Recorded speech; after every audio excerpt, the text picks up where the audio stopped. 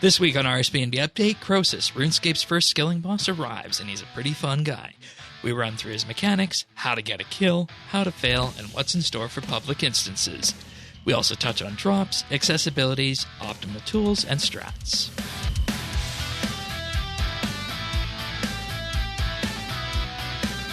This is RSBANDB Update, episode 849, recorded Thursday, September 30th, 2021. Croesus the Fungi.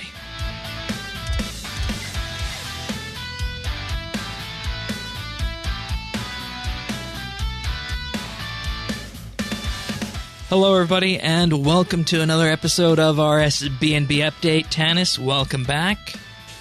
Thank you, Shane. It's nice Glad to have you here. Yeah, it's good to have you here, because you were on vacation for the Nodon front. You were at a wedding for the Glacier front. But lo and behold, here you are for the Croesus front. Well, you know in a battle, Shane, you want to hold back your best troops in reserve. And it makes a lot of sense, too, because this is a skilling boss, which I know you've been eager to jump down and get started. Yeah, I was eagerly awaiting the arrival of Croesus. We're going to have a big discussion about that, but also continuing on from last week, Thaxi is still here with us. Welcome back. Hey again, it's good to be back. And we promise there's no real math this week, so no math today. So it shouldn't be as in depth as that. But last I looked, the nibbles on the mathy ones were actually doing quite well. So perhaps there's something to be said for doing a podcast about numbers, which I'm letting sit in the back of my head. We can talk later if we get a quiet week, Shane. Yeah. You're just going to end up in some ASMR channel. You know what my favorite thing to do would be? Let me tell you about some damage just per counting. second. I would. Oh no! I think the best thing would be to do a math episode or math monthly bit with Sirion and Thaxi. Get Sirion's whiteboard out, and you guys could trade off. We've had a couple of good back and forth. That could be fun. But nonetheless, of course, the Croesus front brings the first skilling boss to RuneScape. Hopefully the first of any number of skilling bosses to come out. But alongside that, and, there's just so much to unpack with this. The entire front has advanced, and this is something we want to dive into more, but there's many lore ramifications about that. So what we're going to do this week is we're going to keep the focus on Croesus and everything surrounding Croesus and the battle, and address some other main things of this week's update. But we do have to have a huge lore discussion on everything from the god banter that was said this week to new folks who have appeared on the front himself, like backstory and is there for some odd reason. And if you go to talk to him, he has a really enthralling dialogue line with him. So we're going to have a chat about Backstorian and everything that is happening in all of the God Wars, Elder God Wars fronts next week on the show, because quite honestly, we've never seen anything like this before. And we're finally starting to learn, I think, Tanis, about what mods Warden and Osborne meant when they said that, this isn't going to be like your previous God Wars dungeons. There's going to be a narrative element. They're going to move, and they're going to evolve over time. It's going to feel like a war. And I think we're starting to feel that this week, aren't we? I think so. I definitely think that laid the groundwork to change people's perceptions. Yeah. Not this contained dungeon space. Yeah. Right. Yeah, this is pretty expansive. And that... that has its pluses and minuses in some ways. But, I think they did a good job setting the expectations for this. And then in my opinion, it's pretty much met them every time.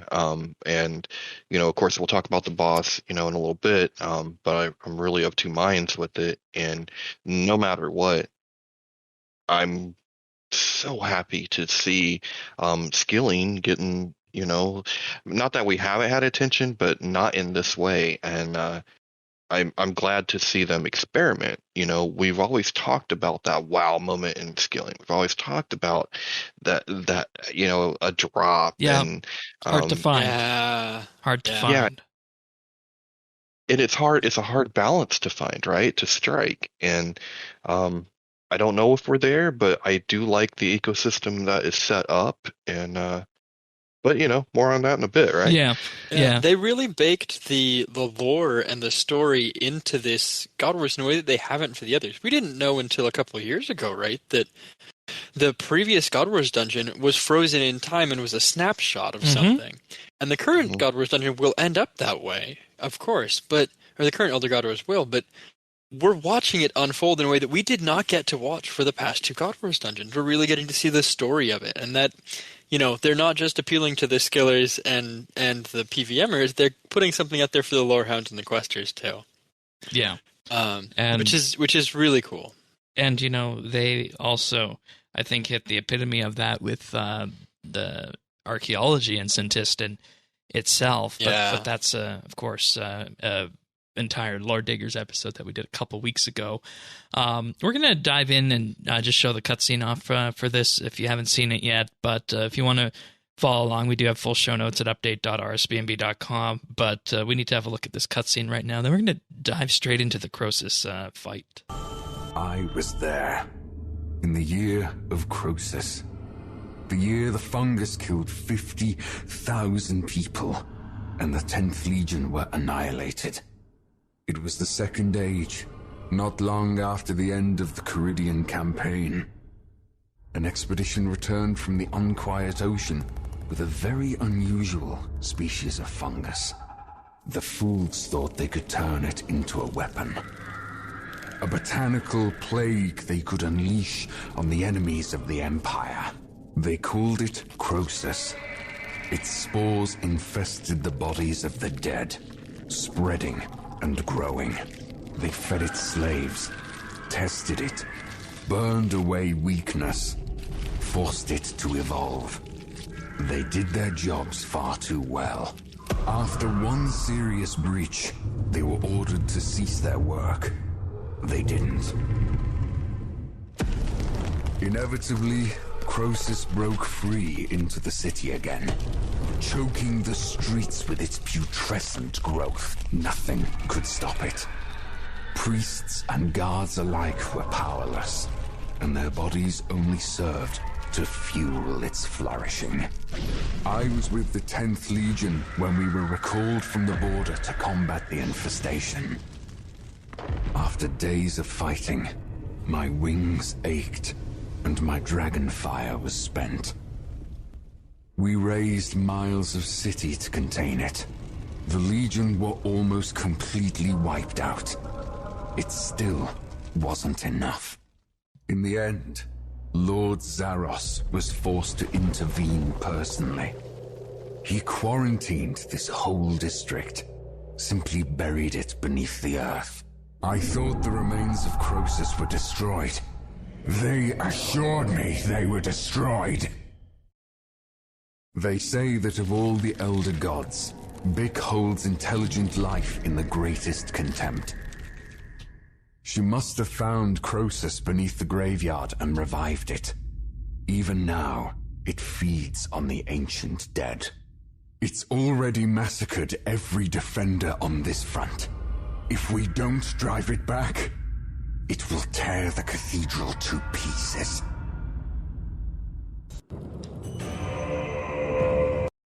That felt almost like a short film, didn't it?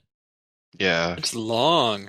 I think that's the longest cutscene that they did for the Elder God So Wars. far. But it felt it felt like a short film, and I really enjoyed watching that because when I first went in there, I of course did the easy way, and I took the PVM portal from the PVM hub, and you don't get that cutscene because it takes you right to the door. You only get that cutscene when you go in through the cathedral.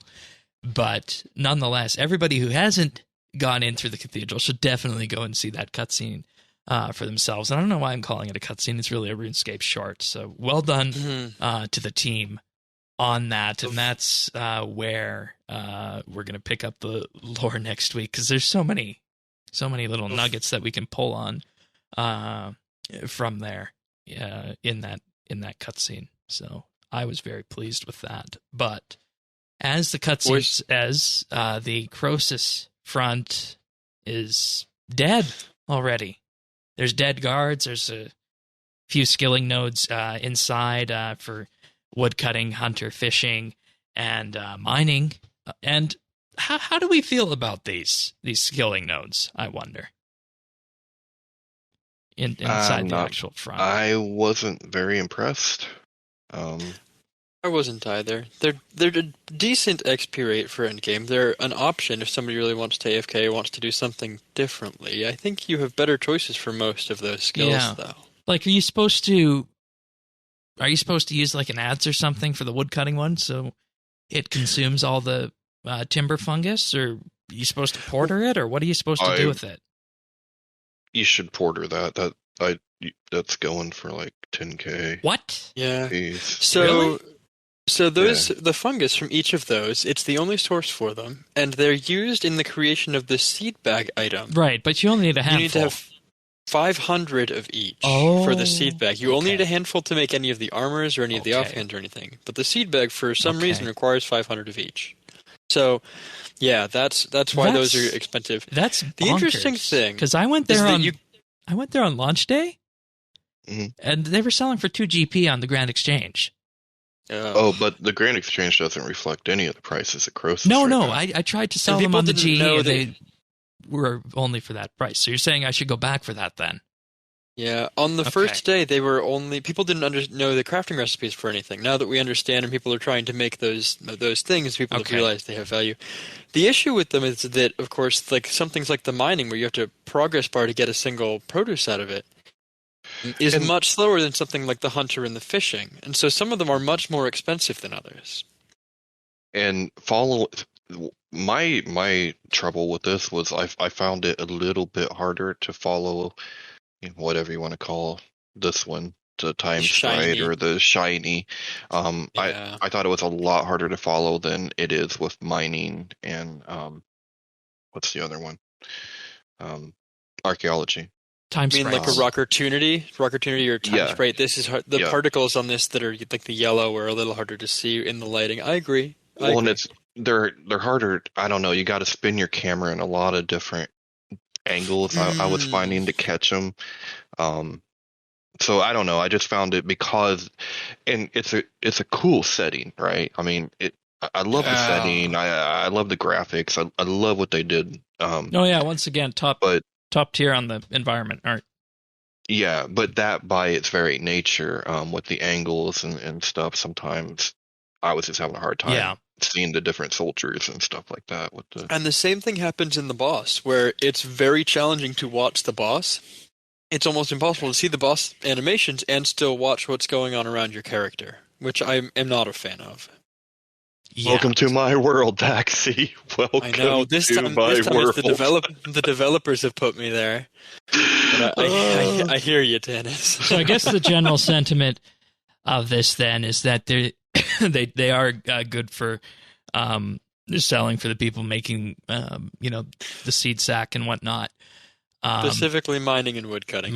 Yes. Okay. But you're not probably going to go there to find the next greatest thing in woodcutting, mining, fishing, or hunter training. No, there's much better XP. Much better methods out there. And I mean, I don't anticipate these to keep their value like that either. If people are doing it, then again, it's really not that good of a training method, so maybe they will stay because not many people's gonna do it. And there will be some demand for the fungus as well, because the funguses can be used to create soups and potions, which are helpful. They last, I believe, for a single encounter in the Croesus fight. I've not played around with them yet, but there is some small demand for that, and it may be that if those drop to where they're 3-4K, I think most people doing the boss might be willing to pay that per encounter, given the amount of money you get from the boss. So, maybe they'll stay, will even out. I would be unsurprised to see them even out, 3 to 8K a piece, which is still, it's an alternative option if you didn't want to be around a ton of people for your skilling, and you wanted to just be in one place. There is potentially a market for it. And we don't know with the soups how much they improve by, because it just says it increases your mining efficiency whatnot and reduces one of the other stats, right? We don't know what the exact. I think number somebody gave me numbers. Is. Somebody gave me numbers earlier this week, but I don't know the source for it. So okay, so them. yeah, let's not Shane. Skillers are just like PVMers with that. Like they want every last tiny bit that you can get. It helps for the boss if you're struggling. Yeah. All right. Fair enough. And I don't think we're overlooking anything here. I spent some time in there. It seemed as though that for the hunter one, in particular, you could get Troves and Anima faster than you can get it at the mining and woodcutting one. Does that sound about right? Now, that one I like the best out of all of them, just because AFK Hunter and Furry Gather. Yeah, that's the other nice part. And those Troves are nice. We've got Tier 3 Elder Troves now. They're each worth... My average has been about 120k, but if you get up to an Onyx, they can be even higher, 120, 150k. They're pretty hefty. That honestly might make the skilling worth it alone, because those things are worth pretty good money from the skilling nodes. And I think what you'd have to do to test that is you'd have to run a few hours there and just to see what you come out with at the end of it in terms of profit. And of course the question is it's going to stay up over time? We don't know yet. There's lots of big questions about that, of where we're going to wind up on this. So with that, I feel confident in just moving at this point into the actual let's do it. Boss fight itself, and some of the things we've learned since last week about how these items are going to be created. In particular with Croesus Flakes, or if this was your morning cereal, cornflakes, I guess.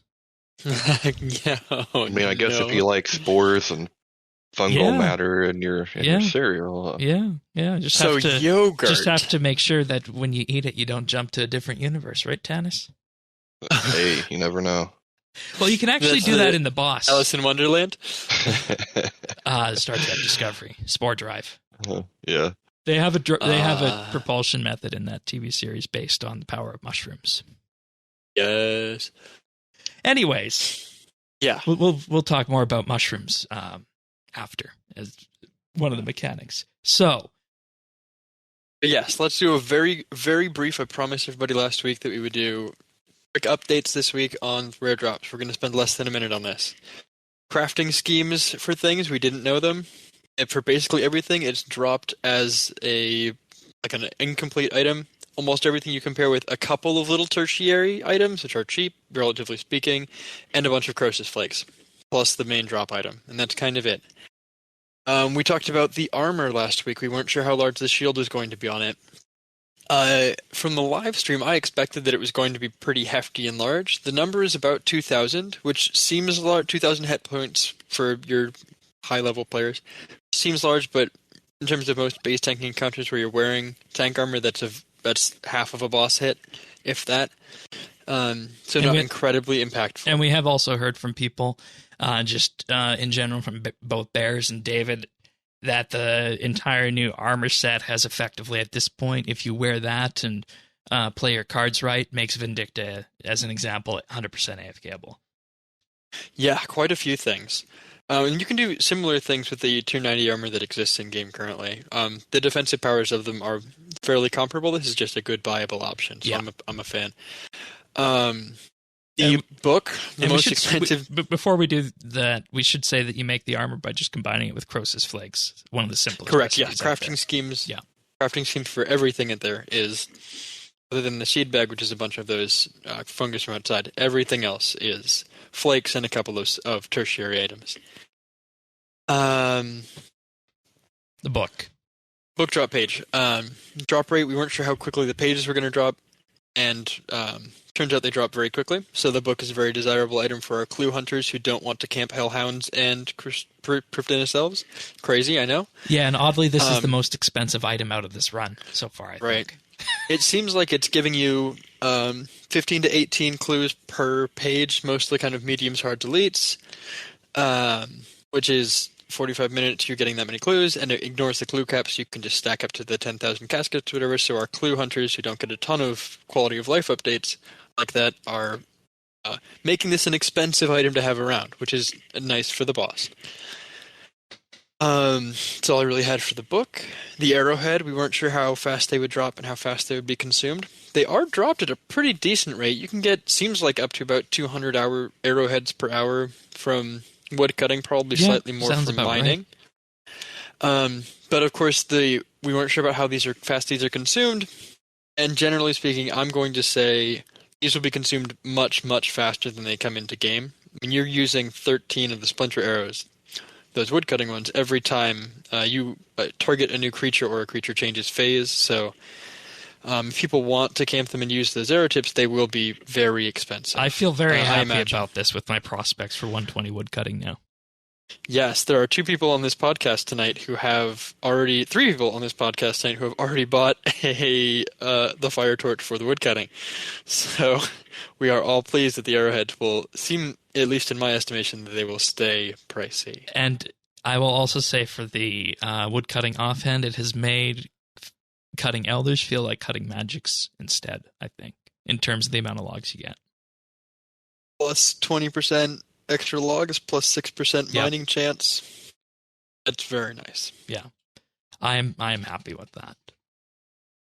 So that's a big I don't know why that's a sigh of relief, but I just feel pleased about that. We are glad that we wanted a skilling boss that was high effort to be worth high money, and it seems like this is a skilling boss that is going to give skillers good amounts of money for the effort they put in. All right. So we are on board with it. Well, let's jump in then, because there's going to be lots of questions about how exactly do you take down a skilling boss. Let's talk about the fight. General requirements we're going to say for this, I'm going to echo what Jadix has said, in that about 80 plus in the 4 gathering skills is helpful.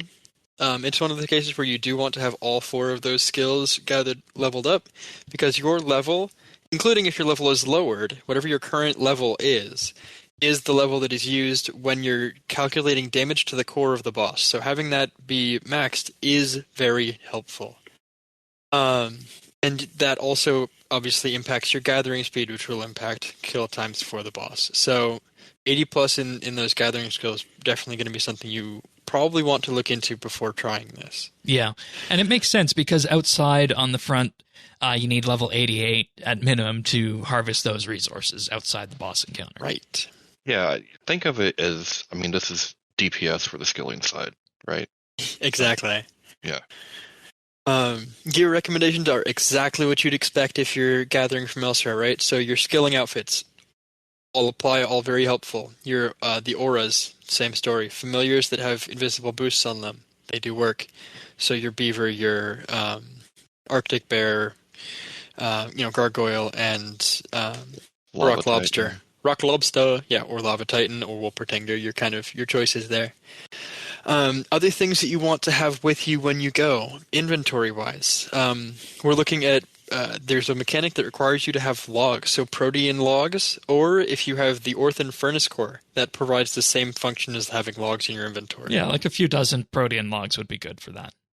Yeah. Although the Orthan Furnace Core and the Fire Torch will free you with a much shorter animation than having logs, so it actually is something it's improved if you're looking to really camp this boss.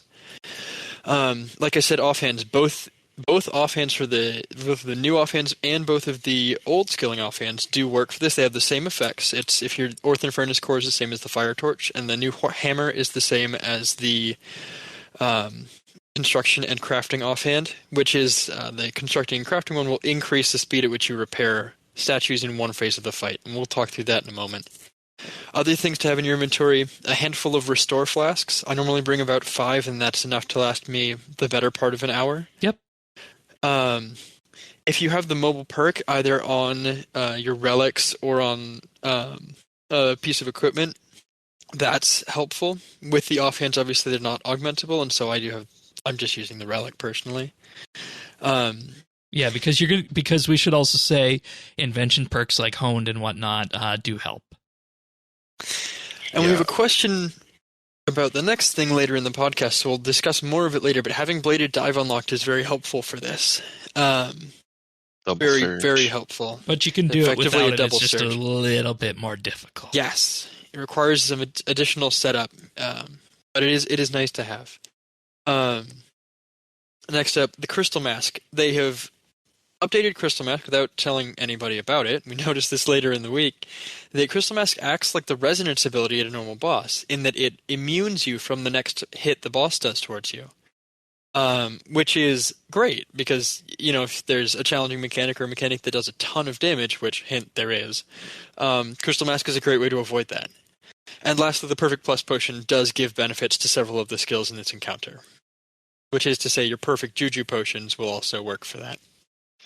Yeah, I would say, in short, you're used to optimizing XP when you're skilling, right?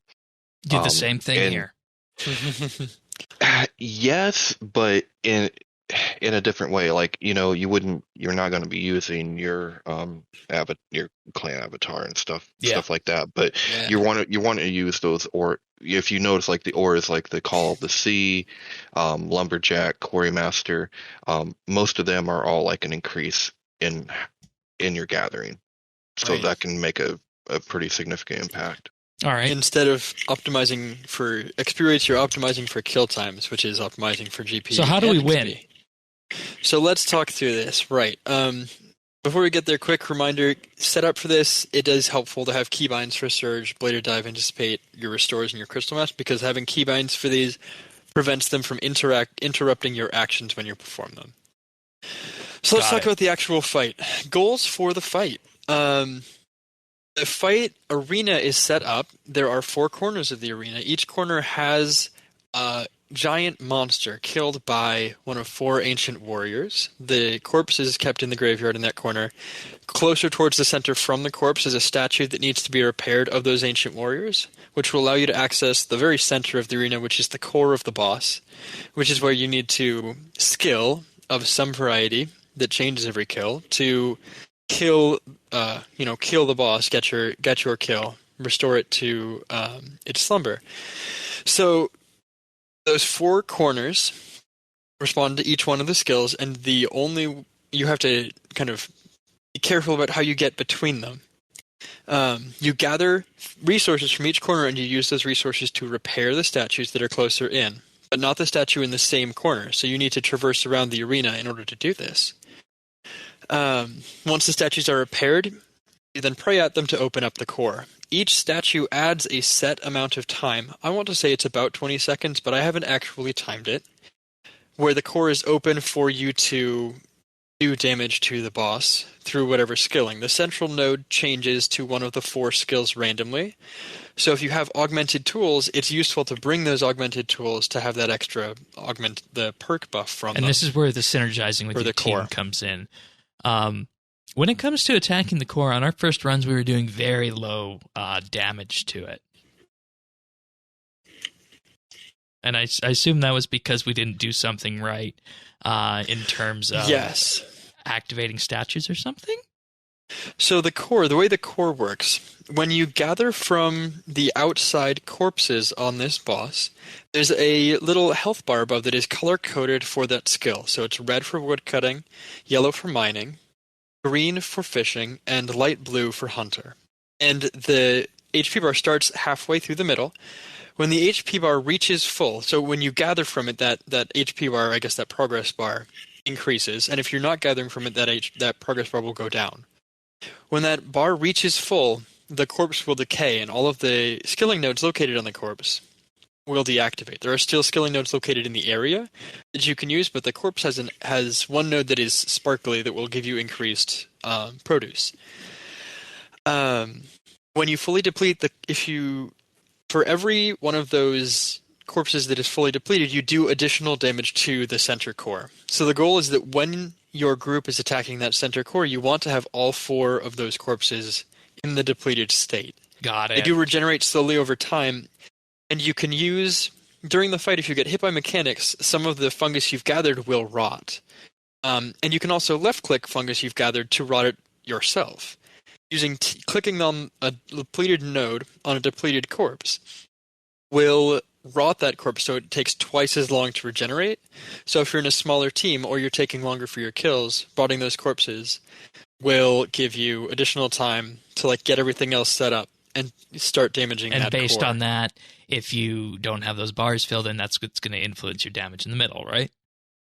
Correct. Okay. Yes, that and your level are the two biggest contributing factors to your damage to the boss. Got it. All Which right. brings us to the next thing, which is contribution. So, as you're doing these things, the gathering, the rotting of the corpses, the repairing and praying at the statues, and damaging the core, as well as one other mechanic that we will discuss momentarily, you gain a contribution score for each of those things that you do, and every time you get hit or two other things that are negative for the kill, I believe, as far as we've been able to test, you lose some contribution score down to a minimum of 0, of course. And the number of drops you get from the boss, the number of loot piles, is directly related to the amount of contribution score you have.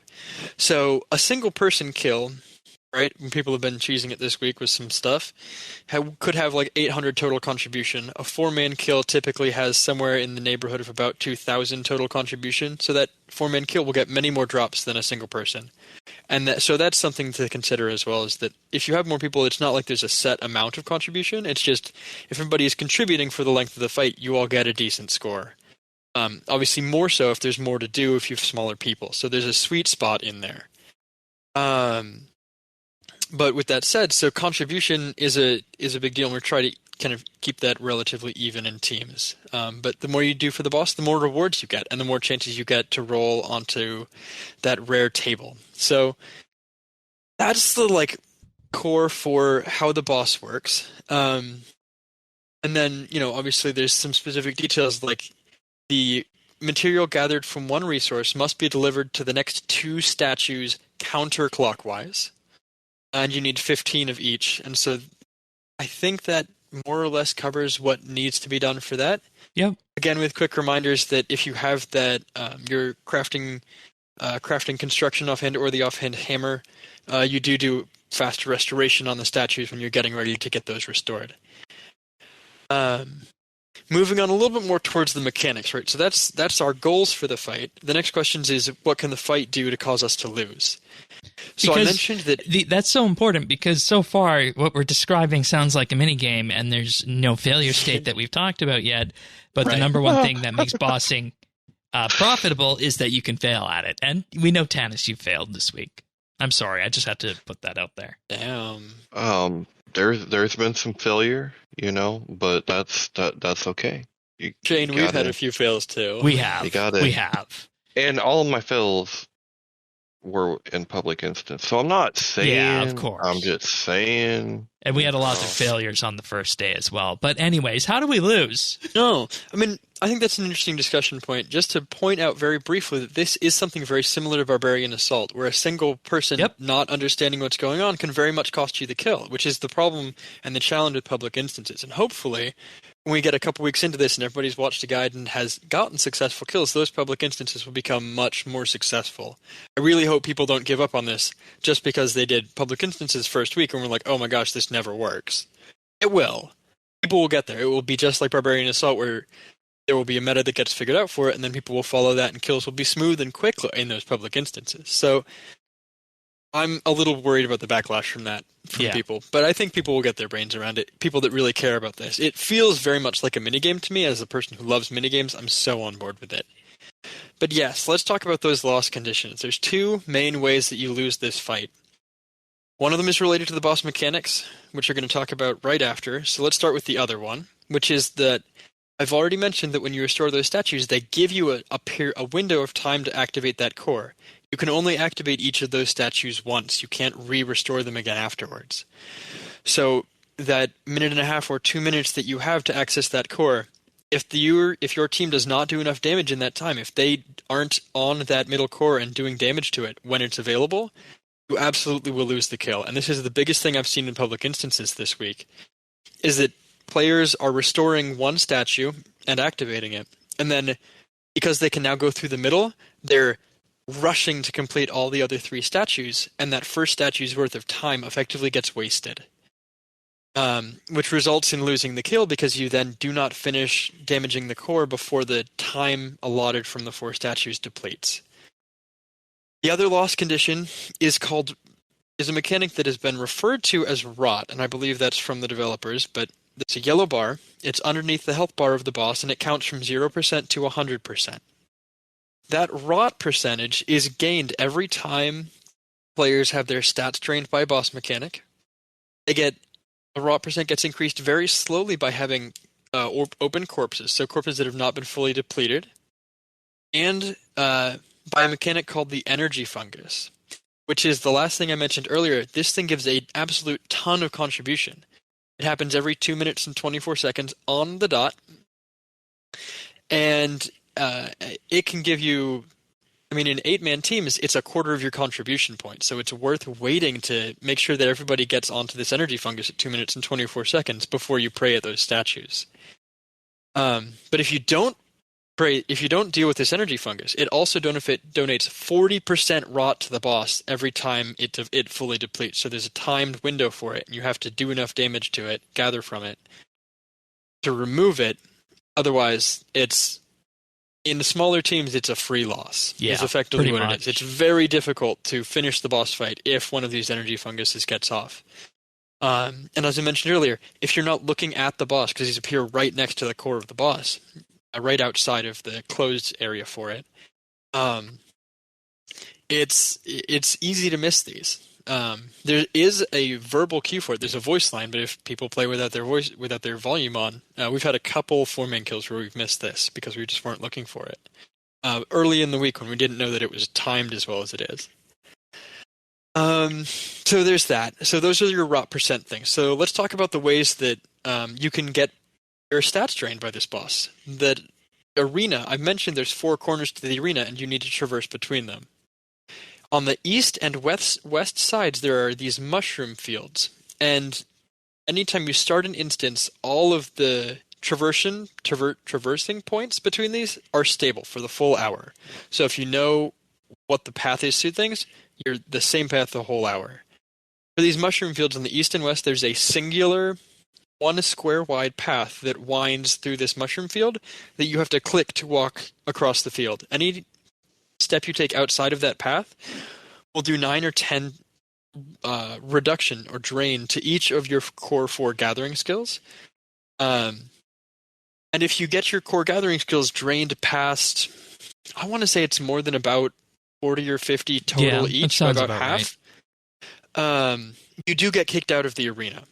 So that's where having those restore flasks is really important, because anytime you get hit by something, you get that drain. It'll slow your gathering down, it'll decrease your damage to the core, and it'll get you closer to getting kicked out. So getting the stats restored is important.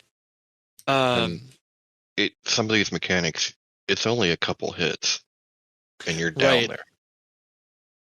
So, yeah. So, I mean, I'm going to say it's about 50. About 50 total on each of the skills. Close to 150 to 200 total drain before you get kicked out. But if you're running across these mushroom fields, you get hit 40 times by each of them, each 4 or 5 steps, and you're just out. So that's the east and west sides. If you have the Surge and Bladed Dive ability, this is where this comes up. If you have both of those keybound, you hit the keybound for Bladed Dive, and then you click. You're standing at the base of the stairs on one side of this field. You click the stairs on the far side with your Bladed Dive active. So you activate your Bladed Dive and then hit your Surge keybind in that same instant.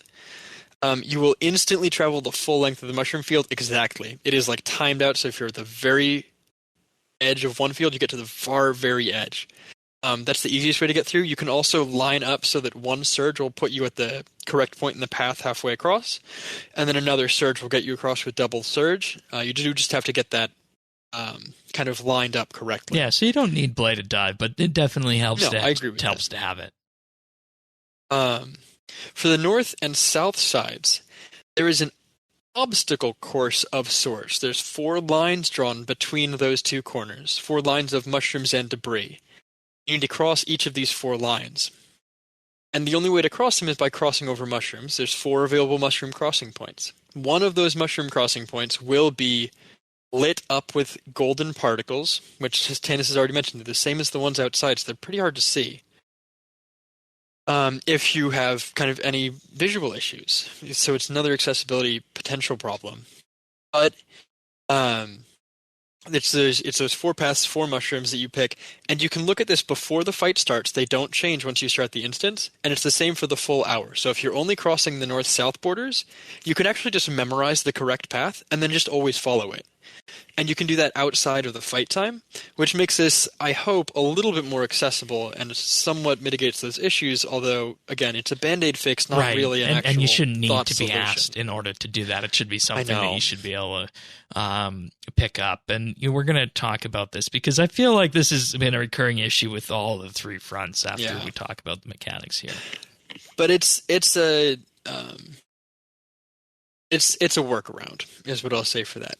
So that's kind of traversing the arena. That's the arena and the fight and your mechanics. Let's talk about the actual boss's attacks. The boss has a consistent attack pattern. It is the exact same every time, every kill. And that is that one attack will come out every 12 seconds. There is a 7 mechanic rotation. One of the mechanics gets repeated halfway through. Those 7 mechanics, and the one that is repeated, the first one is smoke. So at 12 seconds, the boss will begin the animation to throw a colored smoke at each player. It's the same color for all players, and it drains the color associated with that smoke. Remember, it's red for woodcutting, yellow for mining, green for fishing, and blue for hunter. You'll get about 11 or 12 drains, so it's a relatively small drain. But it prevents you from standing at whatever skilling node you're standing at when this activates. If you walk away at exactly 12 seconds, and you walk back at exactly 15 seconds, the smoke will land behind you wherever you walk to. So it's something you can avoid. The next mechanic, at 24 seconds, a fairy ring will spawn under half of the players in the arena, and will teleport you to a random corner of the arena after a couple of seconds. There's that Very mushroom easy, jumping you can just I told walk you out about, of it. Tannis. Mm-hmm. Something, if you're in a public instance with a ton of people, you can actually use this to get a leg up by getting 10 resources before they spawn, and then teleporting to the next corner to drop them off before other people can get there. Tricky twicky. But it could just teleport you as well to a different point in your same corner. It could teleport you to your same corner and then just rot one of your fungus. And then you're like, well, gosh darn it. That happens a lot to me. Grumble. Third mechanic is blobs. These are the biggest problem. These things drain...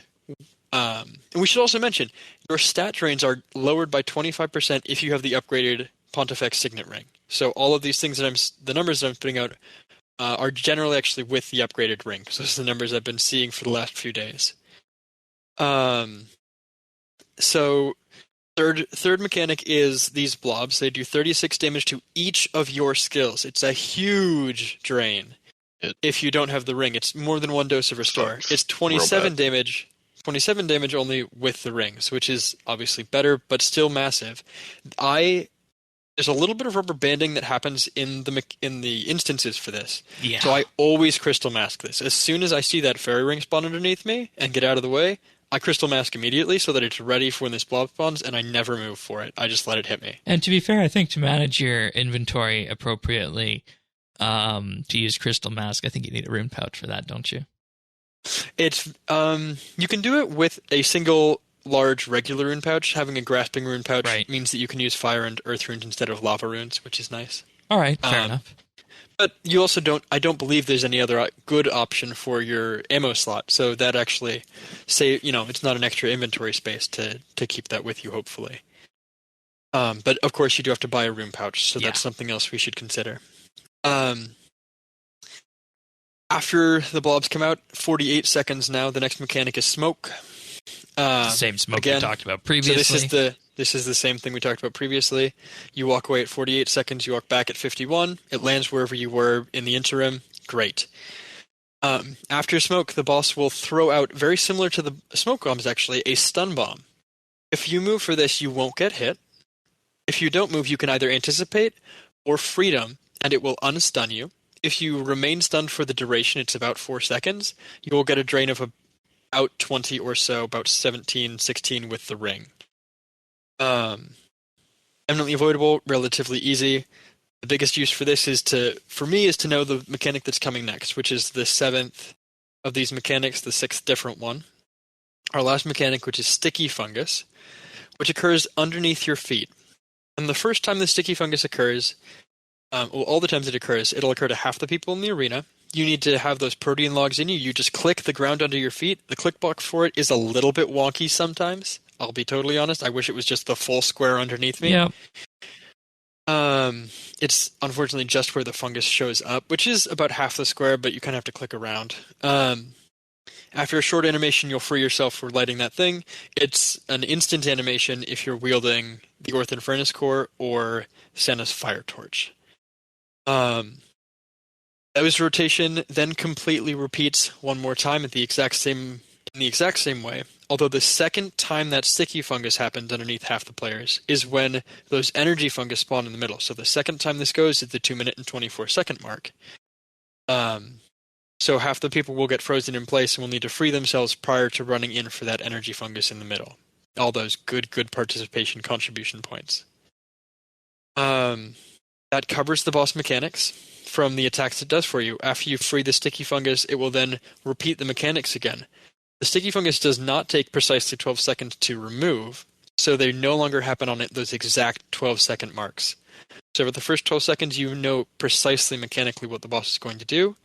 After that, you would need to time it out and time between mechanics. And if you have somebody on voice who knows what's going on, that might be called out, as has happened in some of our runs in the past. Hello, my name is Taxi.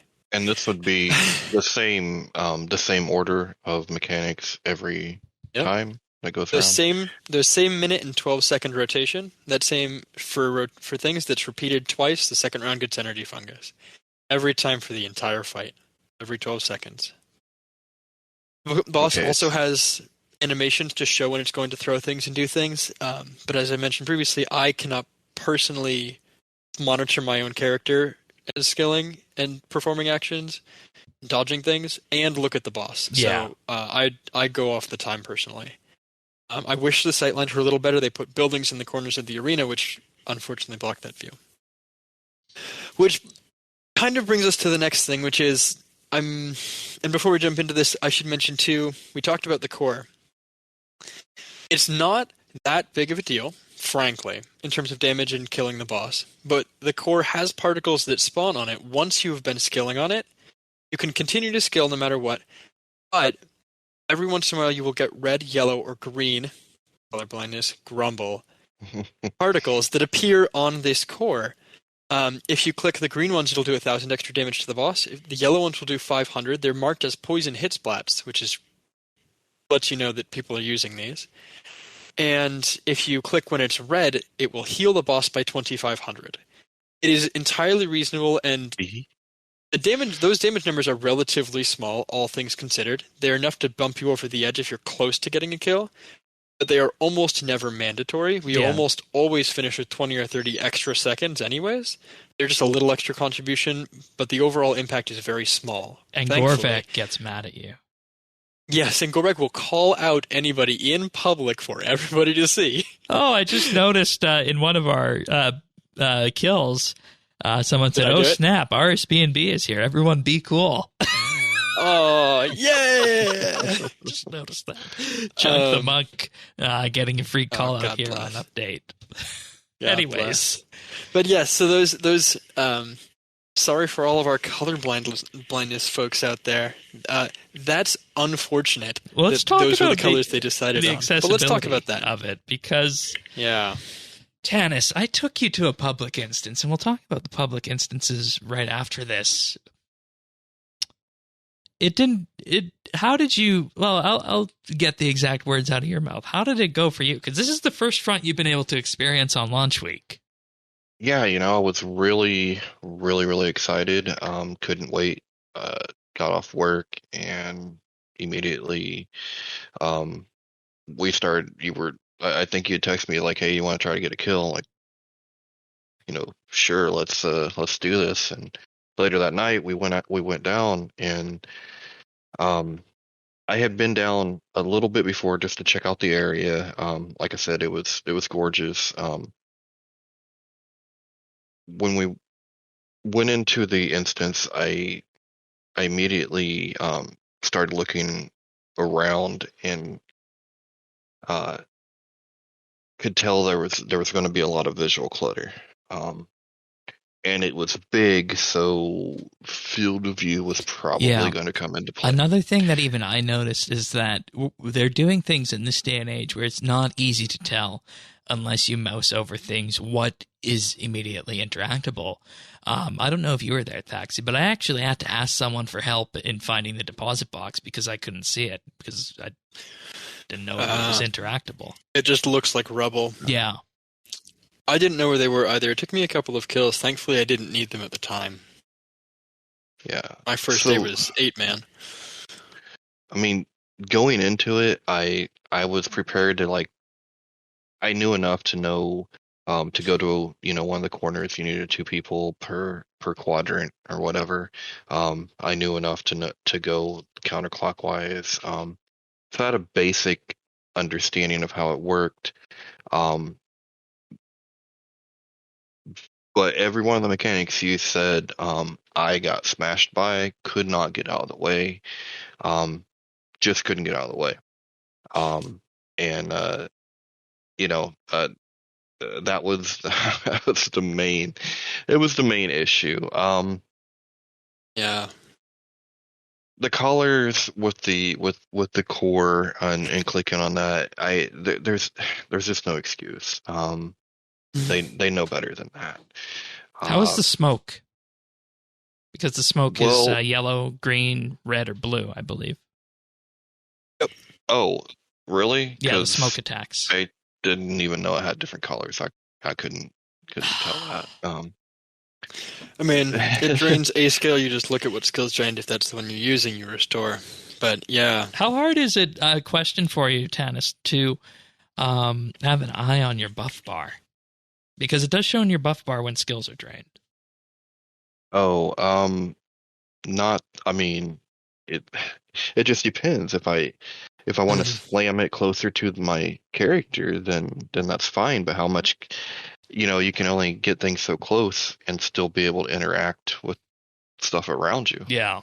Okay, fair enough. So they are set to click through, but yeah. Yeah. It was just, I was a little bummed out. I mean, like I said, it's the tale of 2 bosses for me, because on an accessibility level, I hate to say it, but it's probably one of the most inaccessible bosses there is. Not only just because of the pure mechanics of the boss and how those are hard to navigate, but also in the fact that you need the teams, and the teams are unforgiving, and especially when you're dealing with this kind of stuff, someone that might have a little bit thinner skin would probably really get upset. Well, can I tip this on its brutal. head? How does this feel accessibility-wise if you are comparing it to minigames? Because one way that this feels to me is this feels like Barbarian Assault almost with a drop table. Yeah. Yeah, I haven't interacted a lot with Barbarian Assault, but I've heard a lot of the same things, which is why I've never took it on. Because I don't know. I mean, I have to learn with a team essentially. There's really no other way, and I just think it's a bummer because skilling is it's great if you can skill together, but how many skills do you skill together? I mean, most of the time everybody is skilling, they might be doing different skills, and you're hanging out on voice and just shooting shit. And I don't know. It's a question of go for it, Dennis. Well, I was just gonna say, I feel they're too punishing. I feel that they were trying to mimic a normal boss encounter so much that it puts so much emphasis on movement that's not how you skill. That's not the core of skilling. I'm going to devil's advocate here for this one.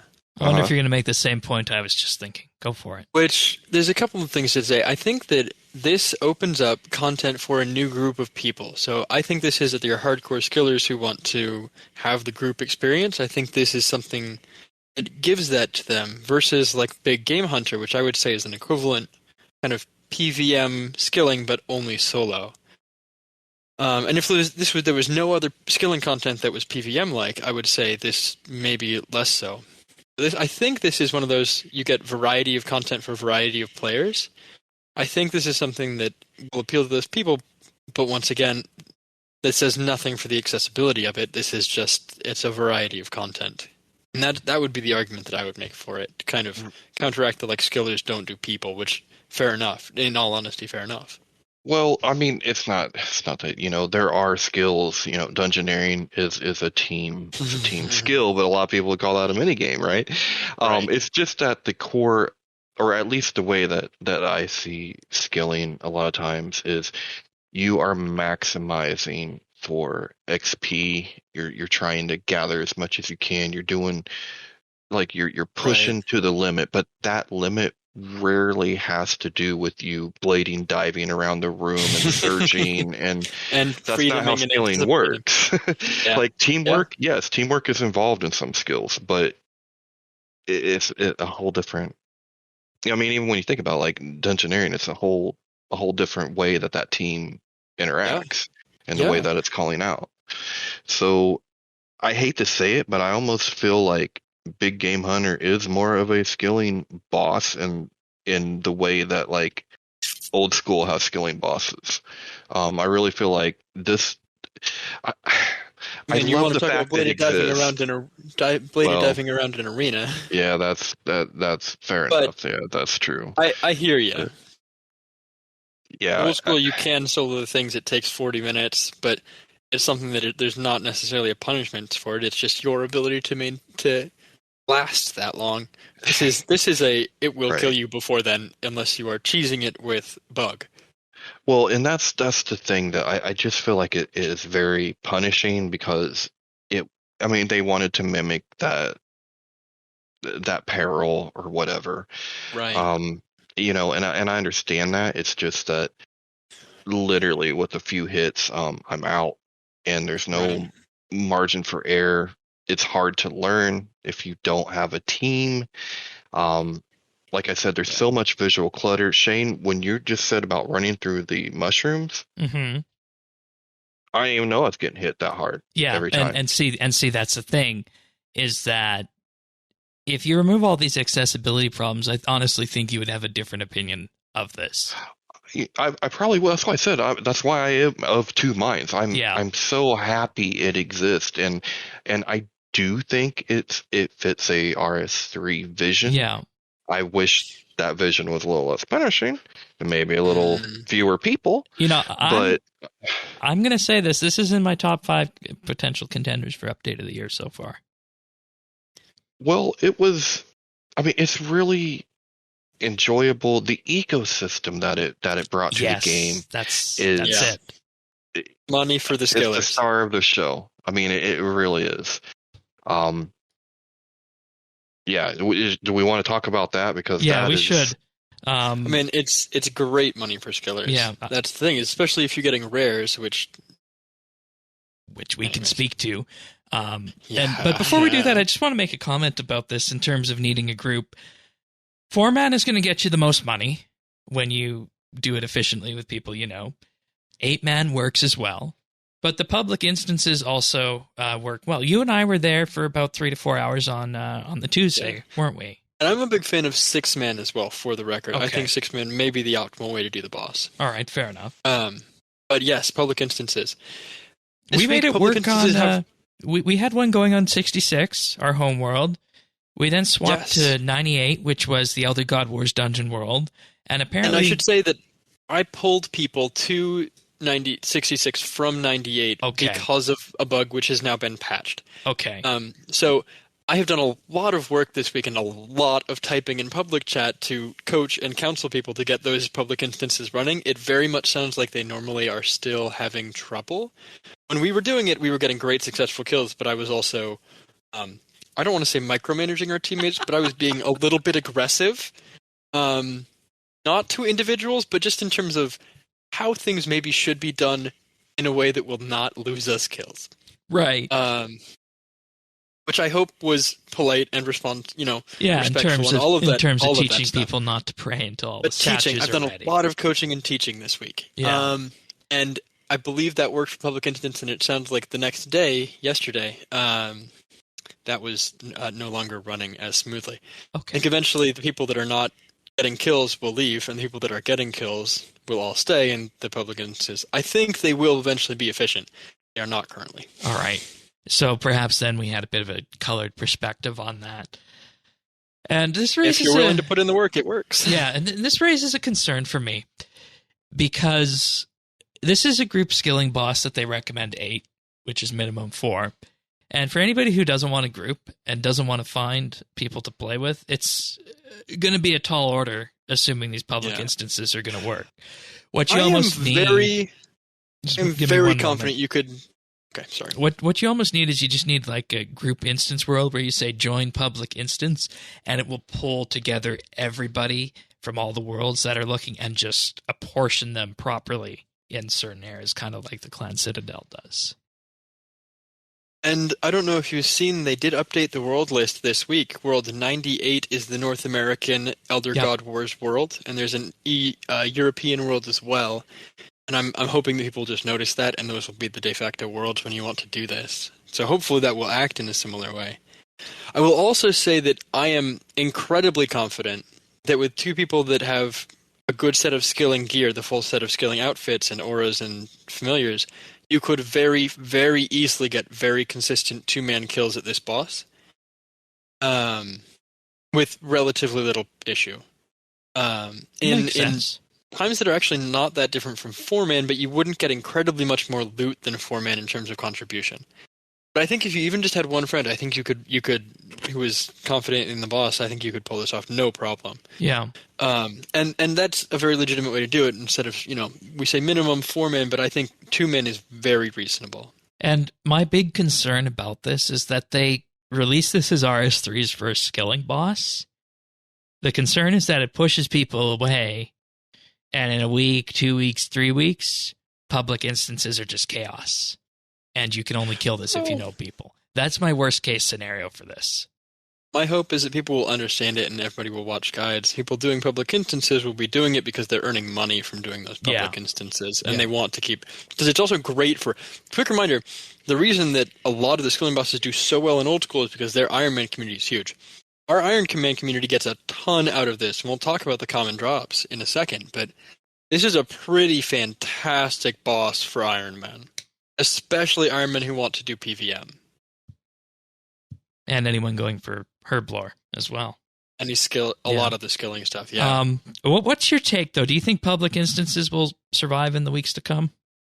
I think they will. They changed it so that the max is 18. I think my hope and anticipation is that if nothing else, the public instances for the EU world at EU times and the NA world at NA times will have plenty, and it may be that only one of those is active, right? Like it may just be that World 98, just the NA world is the world, right? That's what happened for Castle Wars, is that World 26 became the world.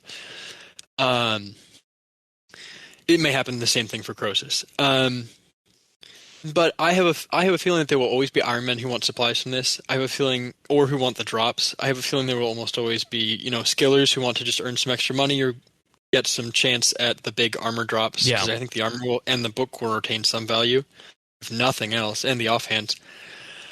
So I think that there will still be some people that do it, and the people that consistently do it will be good. And the public instances, I'm optimistic that they'll, like in a week from now, or even when the next front releases, anybody who's still doing this will be top-notch at it. Those public instance kills will be clean and easy. All right. Well, that's something we'll have to come back and check on, because that has been a concern I've heard from a good number of people on this. So. I think people are moving on too quickly. I think they're giving up too quickly, and the people that aren't dedicated to doing the boss, that just wanted a nice PVM encounter, will not come back, and that is fine. This is not content for them. So, common drops. Tier 3, Elder Troves of Bick. That's a thing. I They're wasn't worth money, anticipating they're there nice. to be tier 3 Elder Troves, but hey, it's a thing. Yeah. We also have a ton of herblore supplies. So it drops 3 different herbs, and it drops...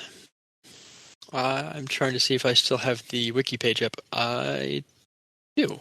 It drops 3 herbs, and it drops secondaries for summoning potions and prayer potions and... what are the 5... Super more restores. Super restores. Great. So... That's the red spider eggs. The Right. Super restores. The fungi and the is energy, and I forget fungus what is- the other one is.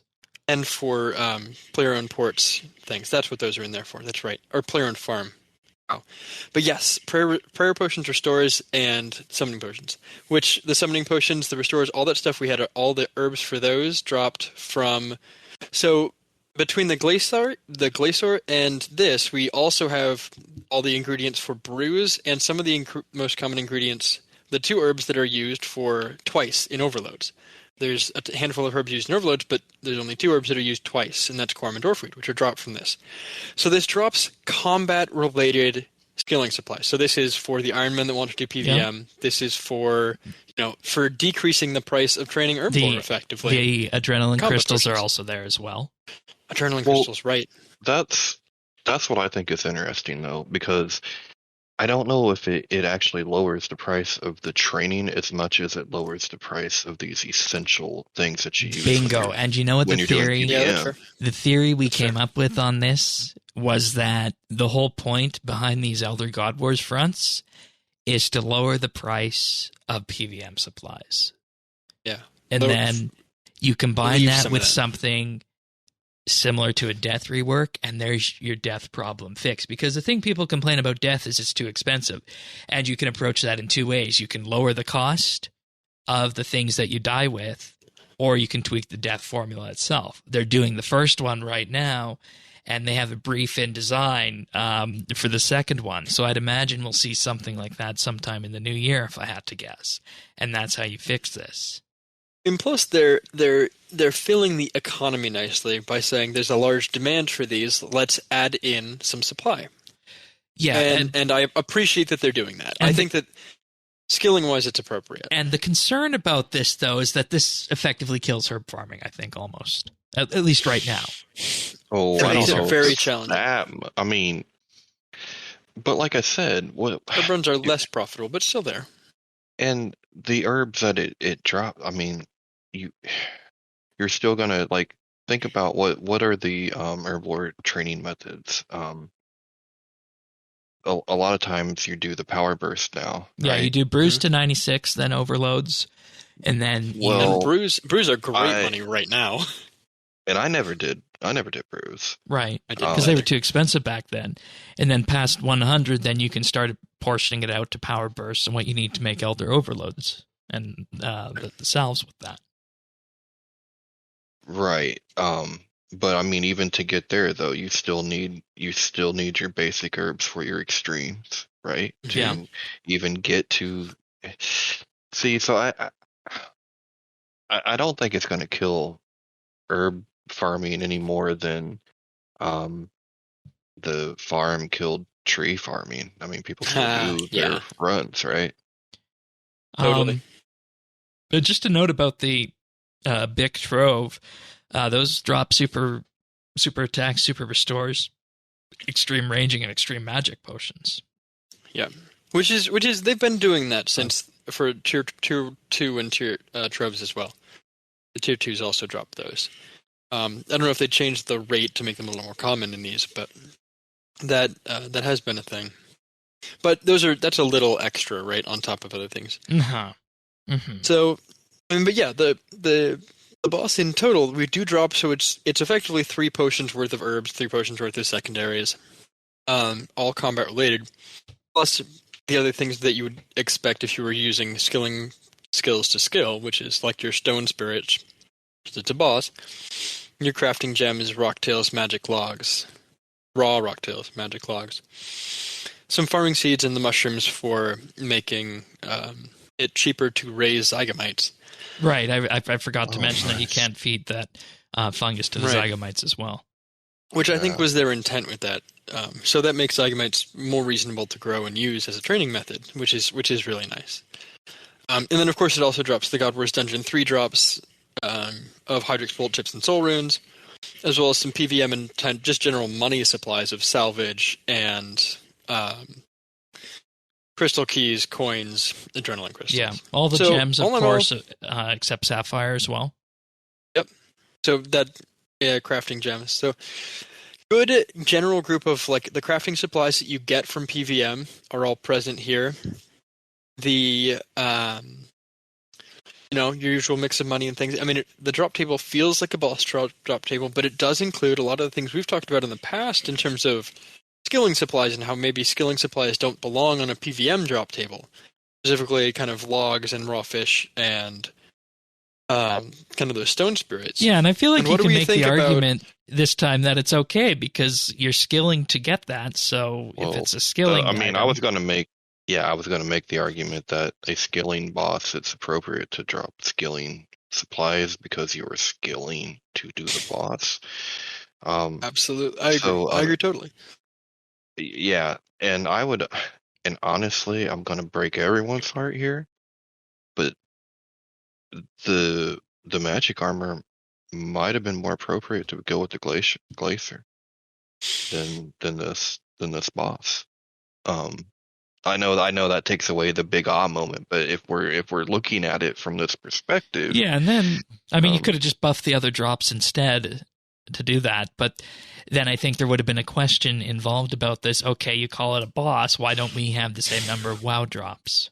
Well, you just would have had to you would have had to have more offhands that affected more skills, right? Instead of doing the armor, you would have to have more offhands. Which is interesting that they didn't add a weapon for the Ancient Warriors of Falme or, oh my gosh, the fourth one. They didn't add anything for Hunter or Fisher. Yeah, and, I'm going to say this here. This would have been a perfect time to drop the Tier 90 hatchet requirement. I agree. Yeah. And we should say this as well, just going back to the boss for a minute, that if you're doing woodcutting, you're going to be the slowest of the bunch because you're only working with a Tier 70 tool. Unless you have the Fire Torch, which gives you plus 20 produce. Well, there you in go. Which case you are on board and on pace with the others. And fishing is by far the slowest of the 4 skills, even without offhands. Yeah, there's also something that was determined that since it's net fishing, that the rod doesn't work. The rod does not increase your catch chance. The rod still allows you to use perks. So your honed 6 perk will still apply and give you good benefit. So I take issue with people saying don't bring your rod. Okay, fair enough. And if you are doing the fishing, it's a must to have that Call of the Sea active. You must have the Aura, yeah. And the Rock Lobster and all that stuff, because it is unquestionably the slowest of those 4 skills in terms of gathering. It is the waiting point in every kill. Not every kill, but many kills. All right. Obviously, RNG plays because of skilling. That was a bit of meandering back to the boss. But overall, yeah, I think we're happy with this, and Tannis would take it a step further from what it sounds like. And I do want to mention, too, that like part of this is the issue, and the reason you have to have those rare drops is that the rare drops are a vast majority of the money for this, right? Yeah. If you get a rare drop, that's half the profit you're going to get for 100 kills, which is, again, worth stating. The rares from this boss are incredibly rare. So there's actually been a lot of complaining, especially among the PVM community, that like the first couple drops you get from this is going to be the pet on average, because the rares from this are so rare. So you're saying I did a good thing with getting that leg bottom piece then? Right, so Shane got some legs this week with us, and a 4-man. Of course he did. You bet your buttons. And we repaired those and sold them for pretty good money, and that was about half the money I made from the boss this week.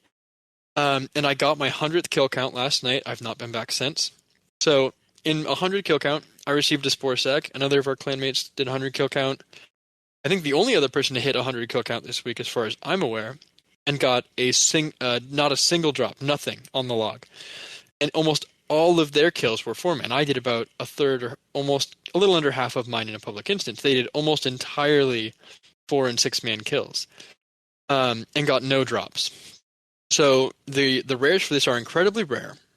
But if you do get them, they should hold their value because of that, which makes it, again, you come to this as a skilling boss. If you were to remove those, you then need to like triple. Yeah. Every one of those you need to remove, you need to like triple the amount of commons, which then crashes, the ever-living daylights out of the markets for those items. Or you make a very broad drop table, which then devalues more things. So I think the rares are important in terms of making this a profitable boss while also doing other things. And I do agree with you that it would be nice to have the magic armor elsewhere. But I do understand why they felt the need to put it here, kind of matching that. Crafting scheme for really matches like Ganodermic. It's cool. Yeah. Yeah. It does. But anyway, so that's my thought on like the rares part of this, is that may be appropriate, and I do appreciate that they're there. I would like them to be a little less rare, because anybody going for the title for this, the Infected, which is super neat, they have a long road ahead of them. Oh, especially if they have to do public instances. Also, the pet is indeed named Little Sus. Yes, good job, well done. There you go. That was a last-minute edit by Jagex before they released it. Yeah, they saw Shane call it like, oh. No, I actually figured it out that I looked into the name of the file of the pet, and it was actually called Little Sus. So that's how I knew that last week. But okay. Shaky. Let's see. Well, the only other thing I have listed in the notes is that Derp from Clan Quest has a good Croesus 4-man guide that he put up on the wiki, so you can give that a read if you're interested into seeing the strategy that we've been using around from that. I have a couple edits I may make to his suggestions, simply in terms of like mechanics for activating Bladed Dive could be written a little more clearly. And there's some other things that are not totally in there, but overall, it's a good overview for people that are familiar with the boss mechanics. Yeah, and this is, one of the wonderful things that Clan Quest does is we have this wiki that anybody can contribute to, and Thaxi as a member, if you want to add into this guide, you go straight for it, and anybody can do this. All you have to do is join Clan Quest, just join our clan chat, and if you like what you see, fill out an app at clanquest.org/join-rs3. That'll take you to the RuneScape official forums, and one of us shining people will accept your application if you do indeed choose to join us, and we love our members. You do not need to join in-game to join the clan either. You can have full true. access You can to the join wiki the and everything, and stay in your original clan and be a full member and have privileges in the clan, and just not have a rank in the actual clan chat, and that is absolutely welcome. Yeah, and honestly, I think Clan Quest is one of the best run clans that I've ever seen. Though I might be kind of biased. You might be biased, as I have a pretty big hand in that. So I feel like you're about a step away from starting to knock on random doors, saying, "Hello, would you like to join Clan Quest?" Hello, my name is Elder Shane. Yeah, and I would like to hear the good news about Clan Quest. Oh, I gotta suggest that to Draz, a Clan Quest missionary service. No. But anyways, we're going to move on. We have a question about this, but before we do that, I'll just take a moment to thank our Patreon supporters this week for this podcast, this week in particular. I'd like to thank Amos Reed, Andrew C., Arvids L., Brock H., Christian S., Chunk the Monk, Cook Me Plonks, Diana, Drama Free, Duramax, Free Milk, Jade Gizmo, Jason S., Jesse W., Kesky, Lucky Ducky, Nate the Great, Renhawk, Ricky A., Samuel FL, Scott DS, Stub Eve, The Bears OP, The Naked Captain, The Lion, Tom V, and Zant. Thank you all of you for your support. It truly means the world to us, and if you want to learn what supporting the podcast is all about, check us out at patreon.com/RSBANDB, and there, for as little as $1 a month, you gain access to the entire back catalog of monthly bits, which are special monthly bonus shows. You guys voted, and the next one will be a theory crafting segment of lore about how the Elder God Wars ends. We aim to have this one out to you next week or perhaps the week after. We do want to take a bit of time with this one to ensure that we're not throwing out some crackpot theory that's going to be disproven. We want to see if we can actually get this right. Hatching, Shane. The eggs are hatching. Because nobody has apparently yet figured out which way they're going with this. So maybe we can be the ones to do that. And if you want to listen to that, check us out at patreon.com/RSBANDB. We also do have a VIP tier for $3 a month where you'll get a mention on the podcast at the start of the month and access to high-quality stereo versions of the show. And we do have our insider tier. We get a shout-out on the podcast each and every week and exclusive access to the outtakes that we use to make the clip show in addition to everything else. And these last two that I mentioned do include a rank on Discord. And we do all sorts of fun things with the community. We're currently working towards a Patreon mail-out. Should we hit $200 a month? And should we hit $500 in some absurd universe, some mirror universe of RSBANDB? Tannis and I will subject ourselves to the Hot Ones challenge. And you probably do need the mirror universe for that, right? Shane, I can only imagine you as a Terran. Actually, you might be a Terran. Oh, dear. Oh, no. But to answer your question, I'm not looking forward to it. It's gonna suck, but I will do it for you, the patrons. And the patrons also get access to something else. This weekend we're running a Croesus bossing event in place of the usual round table. And that'll, if you happen to hear this before Saturday, that's happening or has happened on Saturday at 8 p.m. Game time, 4 p.m. Eastern. That'll be in the RSBANDB Discord. I'll be there. Tannis will be there. Thaxi will be there. And I've already heard from a number of other people who do plan to show up as well for that. So that's 4 p.m. Eastern, 8 p.m. game time on Saturday. It will be happening or it has happened. But if you do want to support the podcast, check us out at patreon.com/RSBANDB.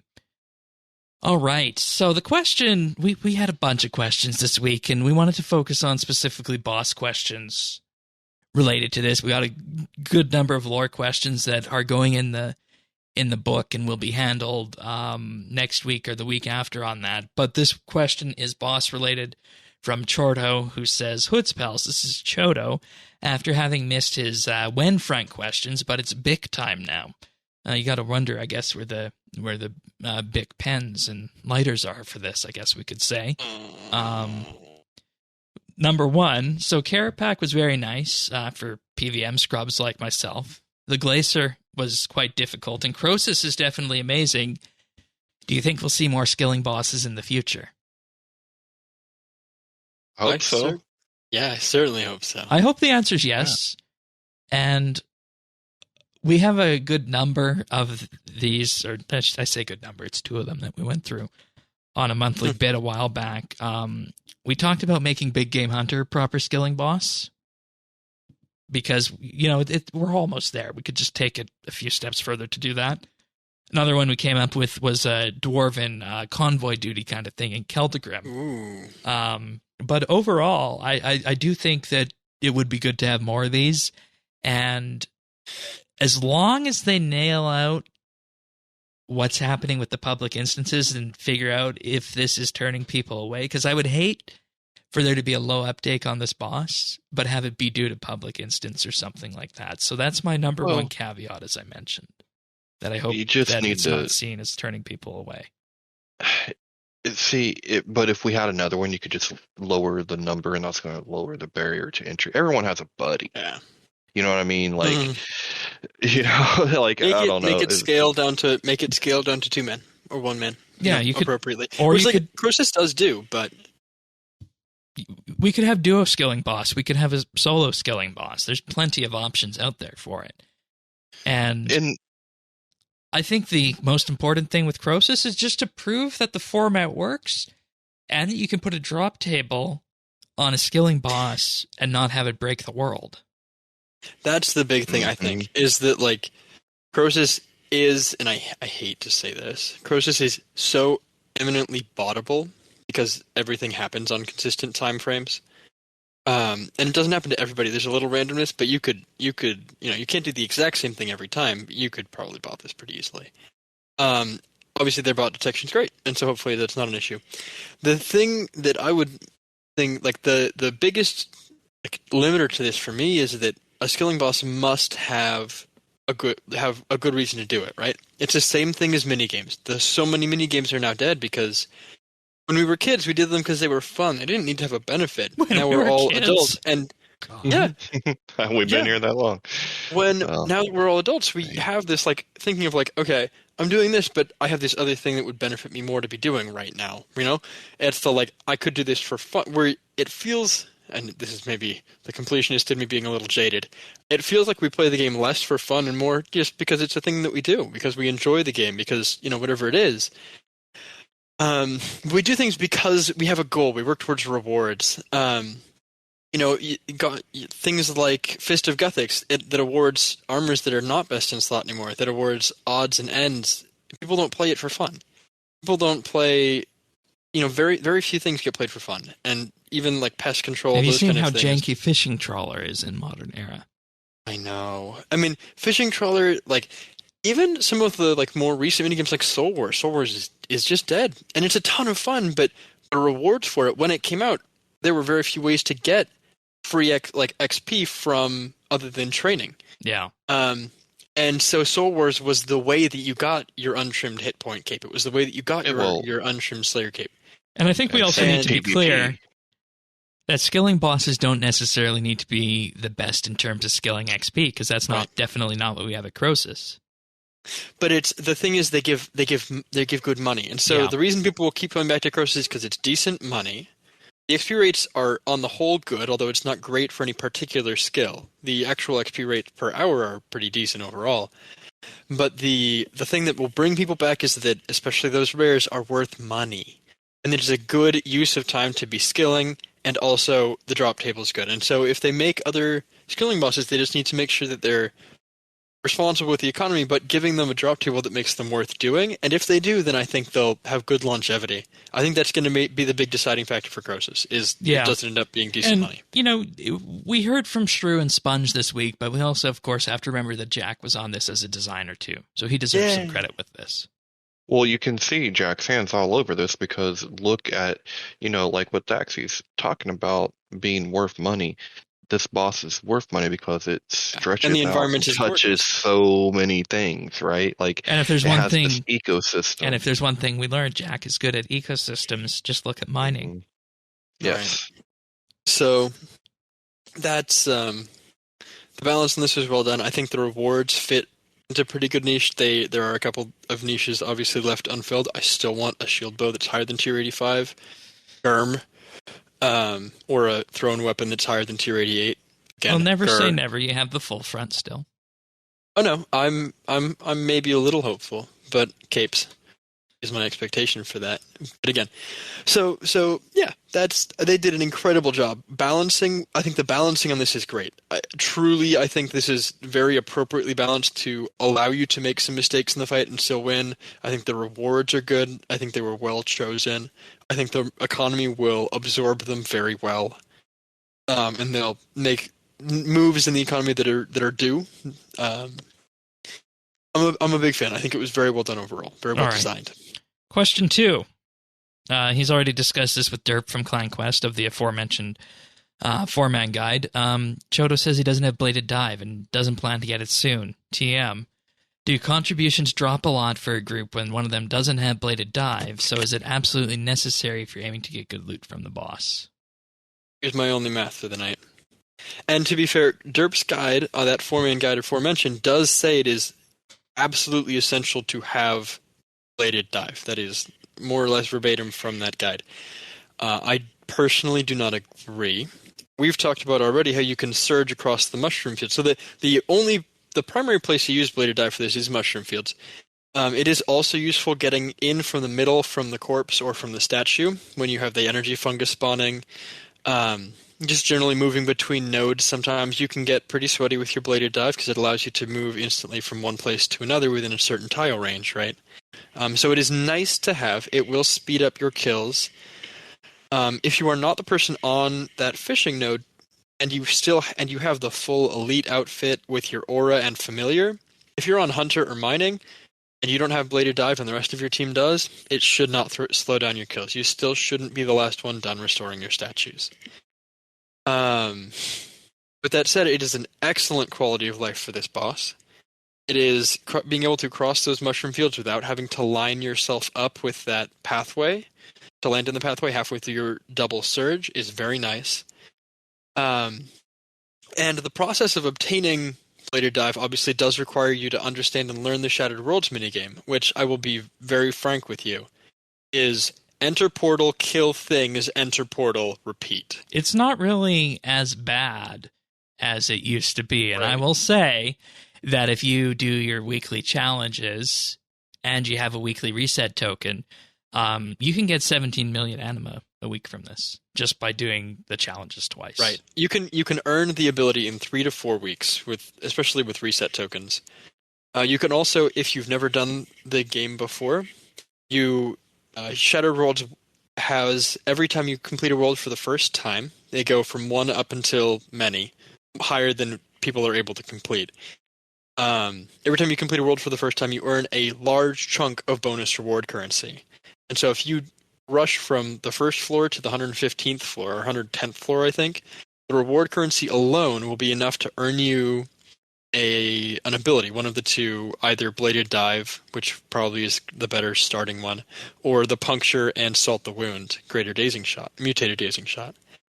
And you can do that, I want to say, in less than 5 hours. It's you enter the worlds, you click the things until they die, and then you move on. Yeah, it's very straightforward minigame. Just put this into perspective. I bought both the abilities this week. I was sitting at 55 million anima beforehand. Did the challenges on Monday.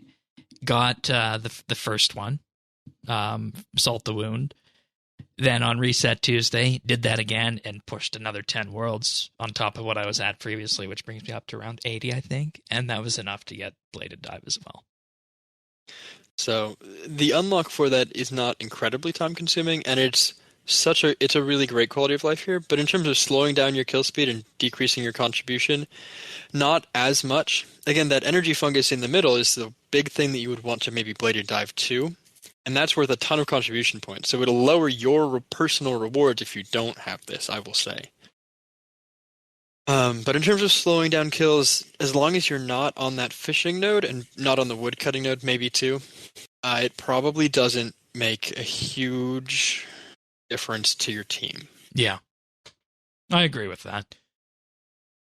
And, we might just have to make this, a bi-monthly thing that we do Croesus at a round table or something like that, if there's still the demand for it. And, we can even open that up to the public after this one as well. Yeah. So I don't see that as a big problem in terms of getting people to this boss if that's what they want. So, and for people that are coming, I am planning to be there at least this weekend, and I will give you calls during the fight for when you should be stepping away and going back on for each of those mechanics.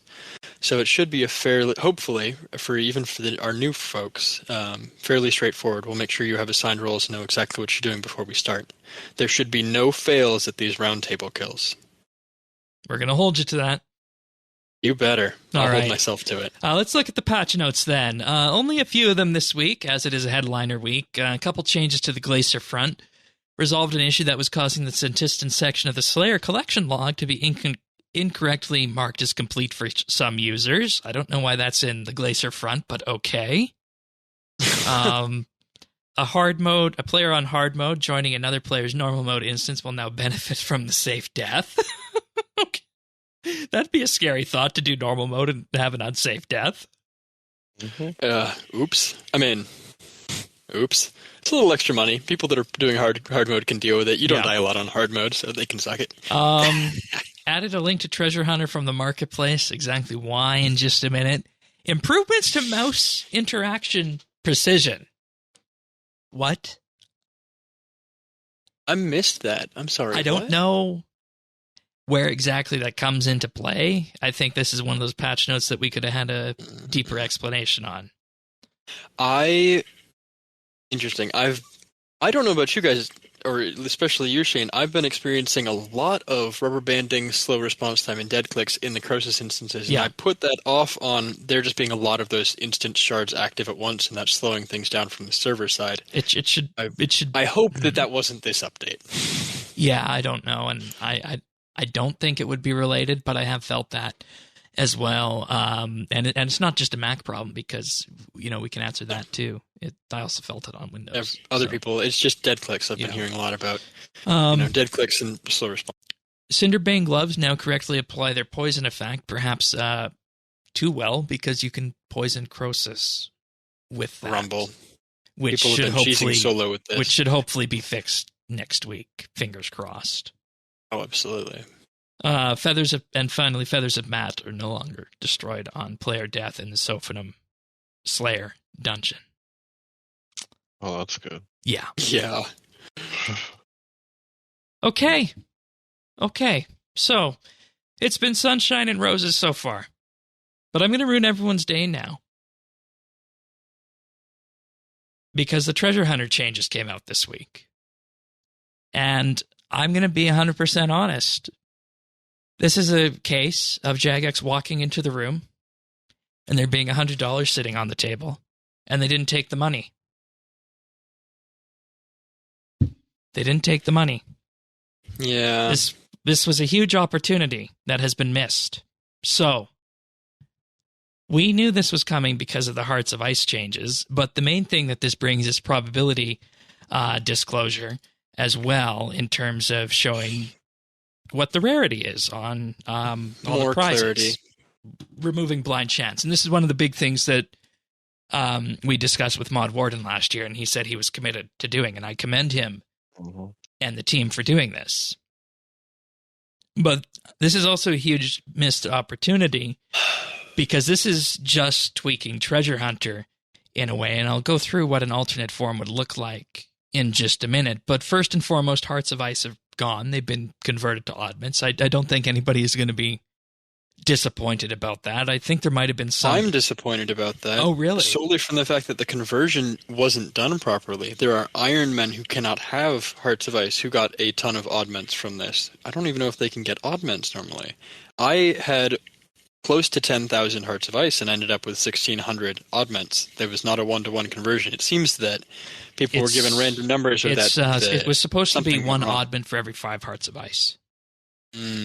Okay, in that case, Then I might round be down. on the mark. But it seems like at least some Iron Men, some other people, there were some conversion issues. How many that Hearts of happened Ice with did you that. say you had? I believe I had close to 10,000. Like I have not used them since. The last time I looked, I was at 9,000 some odd hundreds, and I did only end up with 1,600 oddments out of this. So it was definitely less than 1 to 5, which is fairly close. I thought it was a 1 to 1. According to that, which you would have about makes me feel way better. 12,800 oddments, or Hearts of Ice. From a 12 to 1 from a 5 to 1 to 9,000, that would be 1,800. 7.5 to 1 would give me 1,200. But I mean, again, not a huge deal. I'm sitting on a pretty big pile of oddments. I don't use them very often, but Anyways. Visually, yes, go on. Lots of people, I was wondering if this was just a display issue, but I guess if there are these problems out there, we'll have to watch and see if something is done on that, so we'll put a bookmark in that one for next week.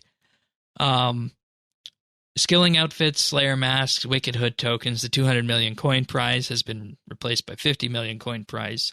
Brilliant Alchemist fragments and all cosmetic items, except those related to a current promotion, have been removed from Treasure Hunter. And they will have added giant stars and giant lamps, a huge coin pouch, which now scales based on your total level, and more portable packs. They've also upped the oddment conversion value by 25% for commons, 20% for fairly commons and uncommons, 20% for rares, and 15% for very rares. And lamps for skills that go to 120 will also now scale based on that. So for archaeology, dungeoneering, slayer, farming, and herblore, and invention. Which is, I mean, you're getting many hundreds of thousands of XP per lamp for those huge lamps on those skills now. Think old dungeoneering challenges. So here's the problem. They got rid of Alice, and I thought, okay, you're getting rid of Alice. Take this one step further, and rebrand this away from Treasure Hunter, because Treasure Hunter is a toxic name. Nobody who has an issue with microtransactions likes the name Treasure Hunter. If you want to build goodwill, the correct response here would have been to rebrand away from Treasure Hunter. And what I have done, and everybody can read this in the show notes at update.rsbnb.com, is I've taken their news post and I've edited their news post and just changed the language around a bit.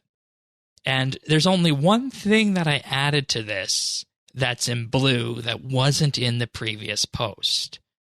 Effectively, what I have done with this is I've used the same changes that they made and just applied a slight rebranding for it. And I'll just read the first couple paragraphs of this, and you guys can tell me which one you like better. So rather than just changes to Treasure Hunter, or Treasure Hunter changes, the news post title becomes Treasure Hunter is going away.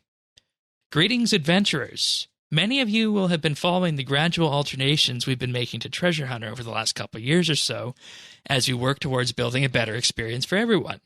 Now we're ready to bring you the news that Treasure Hunter is being removed from the game. There's your pickup to get everyone's attention. The Treasure Hunter experience will disappear on Monday, September 27th, and in its place, we will be launching Time Chests. This is my rebrand that remove Blind Chance. Players have been crystal clear with us that Blind Chance needs to go away, and we need to be transparent with the kind of XP gain they'll earn as a result. Time Chests will communicate chances clearly and will offer improved prizes. And everything else after this, except for the conclusion, was effectively just replacing Treasure Hunter with Time Chests and treating this as an entirely new experience. And adding in that Treasure Hunter keys are also going to be 10% cheaper via the Oddment store, which is the one thing in blue that I put in that I don't really have the authority to put in here and say that this would, be something that they could definitely do. But I don't see how they couldn't have done a rebrand on this just to build some good community goodwill. Yeah, I think some people are attached to it. I think, personally, I'm not a huge fan of clickbait titles like Treasure Hunter's going away. And we're changing how you get rewards from promotions. But, I mean, yeah, and again, if they're going to do big changes to this, I agree that I think they've been leaving a lot of things on the table recently from a visual perspective. Yeah. Kind of like you're saying in terms of rebranding. I mean, I don't know if anybody has opened Treasure Hunter from that team in the last 2 months. I cannot comprehend if you have looked at that terrible particles that are like, you can see the square outside of the Treasure Hunter interface of where these particles are flying out of these chests that's just static in the background that looks so ugly. Like, this is how you guys are making money is this interface, and it looks like this? Like what that part to me is really wild that they're making all these changes to this, and they changed the interface and they did not fix that display issue for this. Like, the core team it's responsible for this. See, I don't know. They seem to be leaving a lot of money on the table, like you say, for kind of the perception and I have long said that the main problem with Jagex's monetization through microtransactions isn't necessarily what they have on offer. It's in the delivery of how it's presented. And, I think it's at this point, Tanis, we go back to the stream where Mod Mike made his first debut. Maybe I've been here long enough to have drunken the Kool-Aid, but no, I think that to me it makes a lot of sense. I like the punchy title just because I don't know. There's such a negative history with Treasure Hunter that I think that little extra could have went a long way. Yeah, and I mean, unless you have a Steve Jobs in your company, the number one way to fix these problems is to just take them off the table and make them not problems anymore. As in, remove the ability for people to complain from them. Totally remake how people get rewards from the things that when they buy things. Yeah. I mean, yeah. I'm surprised too, because the last few weeks it looked like the exact opposite was going on, that they're really ramping up. Oh, they are. Have you seen what's running currently on there? You know that channel, or that not the channel, the promotion where you get to build your own prize pool. You got that, but now there's multiple. You get multiples in terms of you can get 1 to 3 of anything. It's pretty they're OP. definitely like, hey, look at our new thing. We made changes. Please use it and see how it is. We're incentivizing you with lots of free stuff. Yeah. I mean, I personally am not opposed to Treasure Hunter. Like, No. the games of chance and the gambling aspect of it is questionable for sure, but it's relatively low stakes. In all honesty, you can generally assume what you're going to get if you were to buy a large number of keys. And it doesn't give you like the biggest, craziest advantage. It doesn't give you like a best in slot thing. It doesn't, in terms of game balance wise and health for the game, I think that Treasure Hunter is healthy monetization. Yeah, it's not. It's microtransactions. It's definitely like those have their own issues. Well, it's not wargaming $60 for a premium vehicle in World of Tanks that you can wipe the floor with. Well, it's not that, and here's the other thing that's not. It's not something that you can stumble into, and I know that sounds crazy, but Yeah. I have a kid that is just old enough to be into mobile gaming now, and you would be shocked how easy it is for them to just wander into microtransactions. Oh yeah, especially and with not know how to get out and buy shit. Oh yeah, Like, especially it's with Touch ID and Face ID, right? Yeah. We had to oh my god, it was a whole deal. But right. This isn't that. And sometimes I just wish we could have a little bit more perspective. Not us personally, but like the community at large.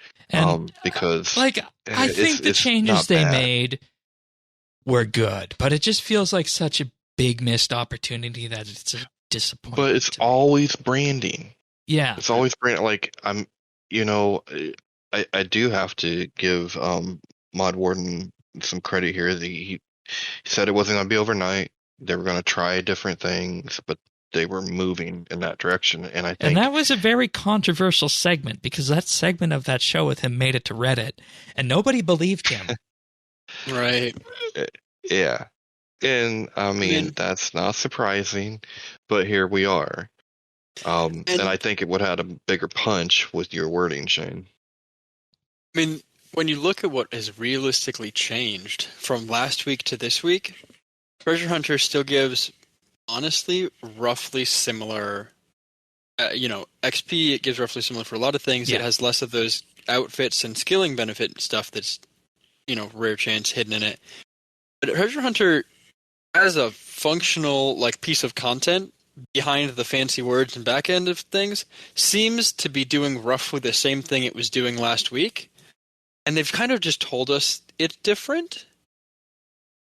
Right. And that's why I feel is that this is a missed opportunity because they could have made it actually different. Change the name, change the user interface. And I didn't get a chance to mock up the UI, but I would have built something that was a lot more graphical, kind of like how the ActRack UI is.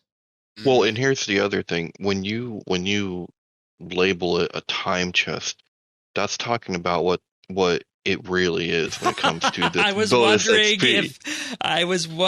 if you were going to pick up on that. Oh no! From I picked up on it when I read it the other day.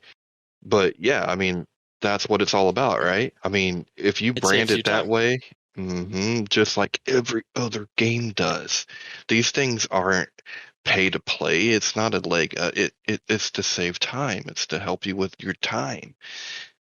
I think it's great, but and it's true. That's the best kind of branding, right? The stuff that is actually true, but just in a slightly different package and with a little bit of a punch to it. Mm-hmm. Yeah. Mm-hmm. I'm on board with you. Missed opportunity. Yeah. And this is one step to bending reality, but I think we should stop there for this episode. And just imagine what a world it would be if, over time you were able to bring this into the RuneScape player's psyche compared to Treasure Hunter and Squeal of Fortune as it was. You'd have a different experience. So, all right. Before we wrap, I just want to mention one special day. Because we got the announcement that that's happening as well. The One Special Day bundle, which can be purchased for 250 rune coins, disappears before October 4th, and with this you get the Felix outfit, which is one special costume, a Felix retexture, which is snowy short hair, 5 aura refreshes, 5 life refreshes, 5 Slayer VIP tokens, and a box of clue scrolls. And Iron Man will only receive the Felix outfit and retexture. So this is kind of similar to that other bundle we had, except this goes towards charity. Right. You get a box, and you get a box, and you get a box. Well, they've been giving out a lot of free rune coins through Prime Gaming and other things. Xbox as well. Hopefully people will spend that money that Jagix is, Mm-hmm. giving to other people. Other people are giving a Jagix can give it to charity back. You have Game Pass Ultimate, right? Did you claim that? Yeah. No. 35 treasure hunter keys, 200 rune coins, the green imp pet. What? 3 large protein packs, 3 portable skilling packs, 5 cinder cores, and 5 advanced pulse cores if you have Xbox Game Pass. Heck yeah. There's a link for it on the front page. I'll be damned. Okay. Or it might be in the news post. Yeah, it's in the news post. Right. So. Confirmed, RuneScape's coming to Xbox. Watch out. I'm not ready to make Game that Pass. jump yet. Oh, controller. Oh, God. The interface is tennis. You have trouble. Imagine. I know. Without a mouse. Yeah. Oh. Unless it was converted. Just let me They run did around. it for mobile. They did it for mobile. Did. All right. I'm not hopeful. Let us move on. We're going to start with picks of the week this week. I will go first, and this is something that goes back to a website called Good Old Games. I'm sure you guys are familiar with it, but basically it's a game service out there that aims to bring classic video games to the modern computers, and with that the hope that they'll actually run on them, because we're talking about some games that were aimed purely for Windows 95, 98, and stopped working when we moved to 10 with 7. And one of the ones that they did, and this came out earlier this month, for the 55th anniversary of Star Trek, they brought a number of the Star Trek video games from the early 1990s, 6 of them, to Good Old Games. This includes games like Elite Force and Elite Force 2, which are first-person shooters based on the Quake 3 engine. Star Trek Hidden Evil, which follows the events of the movie Star Trek Insurrection. Star Trek Starfleet Command 3, which was very much a precursor to what we have today in Star Trek Online, flying ships around. And then Bridge Commander, which is effectively you controlling the starship from the bridge, which is one of the things that many people who play Star Trek Online today want as well. And later on, 2 RTS games, and this is where I actually got my start in online gaming, was with these two, was Star Trek Armada and Star Trek Armada 2 are also on the way. And they're available on goodoldgames.com, GOG.com. Each game is $13, so, we're talking about games from the late 1990s, so if you ever wanted to play through one of these again, you could pick them up, and I'm just waiting for a couple people to pick up Elite Force, and then that's probably the one I'll be picking up, plus Armada 2, because I spent a lot of time in those ones. But you can find more about this at GOG.com. It's also linked in the show notes on our website at update.rsbnb.com. Nice. When I went to get the original X-Wing from, I think it was 95, I used GOG. So yeah, and the reason definitely cool. Reason this was needed is because these games, specifically the online ones like Elite Force and the Armadas, used GameSpy, which of course is a service that is no more. So online ceased to work with that. Yeah. But that's my pick of the week. Interestingly, Elite Force takes place on the final episode of Star Trek Voyager as they are traversing the sphere back to the Alpha Quadrant. There's a story behind that and whatnot. So that's my pick of the week. How about yours, Tennis? Well, mine, once again, we kind of have an anti-pick of the week. No. This is a caution, warning, danger.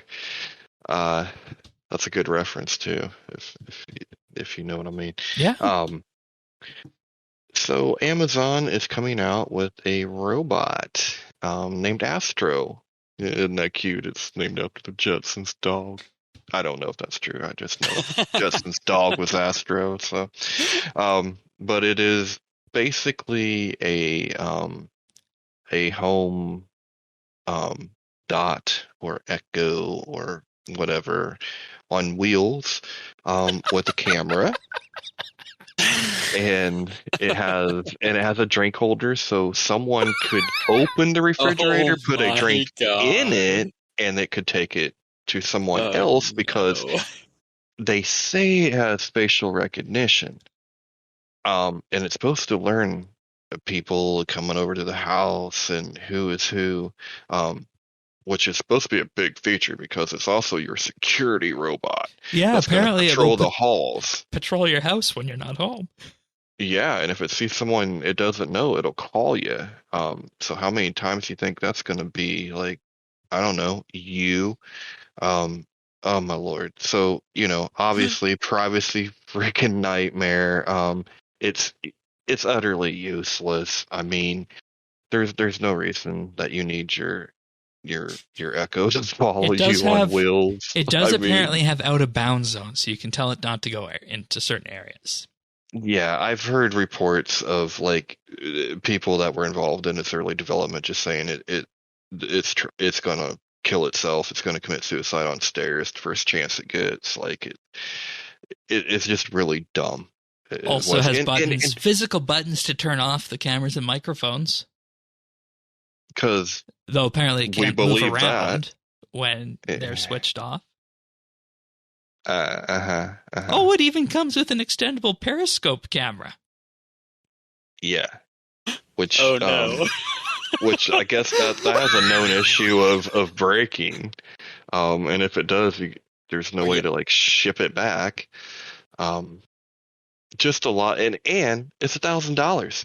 So for the low price of $1,000, Jeff Bezos can not only just listen to you like he has been, but now he can watch.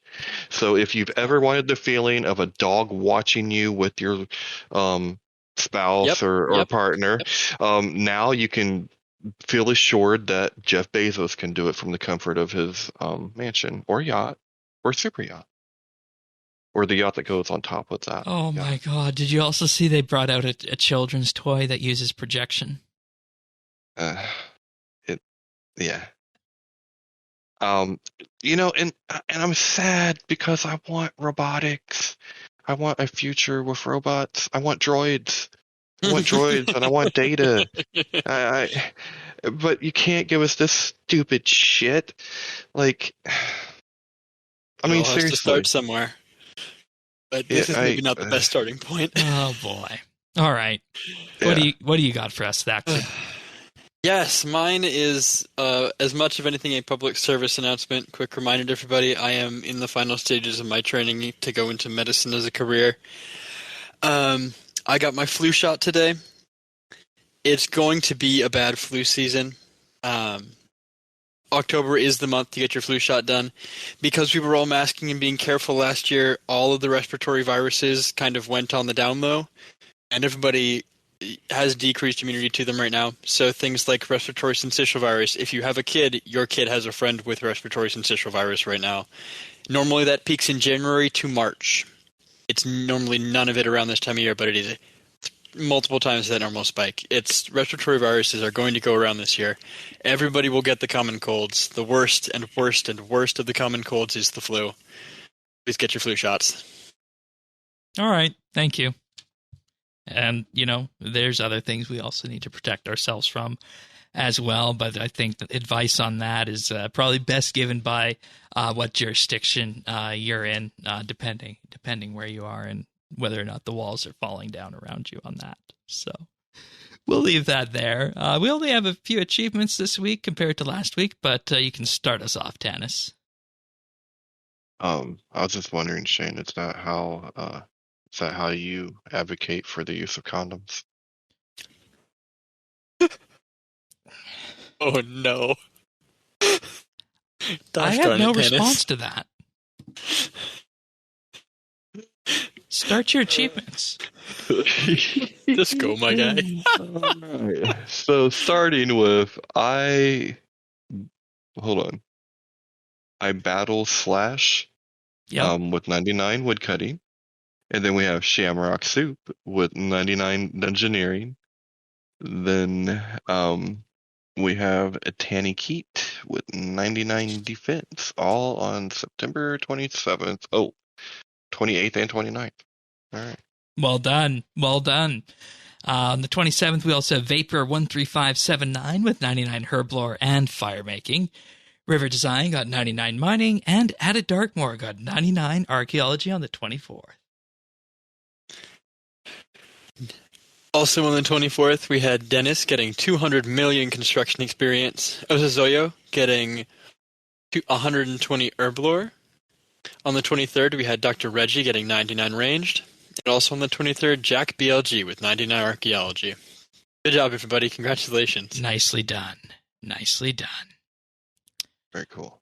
All right. Well, I perhaps had the most interesting week on RS so far with this. So I'll start this. I started the week at Shattered Worlds. I first got the Salt the Wound ability, then after that, Bladed Dive. So that's something I've been putting off for years, and is really only possible thanks to that ninja strike we had last year at Shattered Worlds. And I still maintain that has changed the game for Shattered Worlds, and Shattered Worlds at this point is the best way to showcase RuneScape's graphics outside of Centistan and the combat system all in one encounter. And if you wanted to show someone what RS3 looks like, aside from going to Centistan, Shattered Worlds is probably your best bet, I think, with that.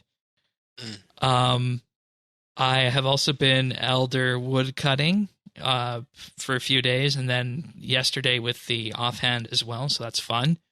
But I have also managed, of course, to work in a few Croesus kills here and there. I haven't made use of Free Death Week yet. I wanted to, and I think that's perhaps something Jagex did, is that they put out a boss that doesn't have death associated with it, and wanted to see, when you have another headline going, what the usage at regular PVM would be like for that. But that's topic for later, of course. And speaking of Croesus, we got the leg split in our 4-man group. And in one of our other groups, when we were playing around with the boss, I got the construction pet. Yay! Woo-woo. So I don't know. People say that's insane RNG, but we'll just take it. We'll just take it at this point. So that's what my week on RS has looked like so far. How about you, Tannis? Doing a lot of the same when it comes to Elderwood cutting. That's pretty much been what I've done since the show last week. After Taxi broke it down into arrows and figured out better start cutting some logs. And been doing it ever since. Just picked up the offhand tonight. So give that a try. It's really it makes elder cutting a little less painful when it comes to XP. So that's nice.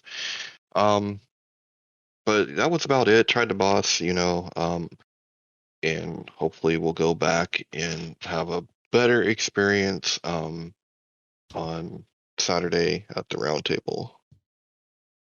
Yes. All right, sounds good. And you, Taxi?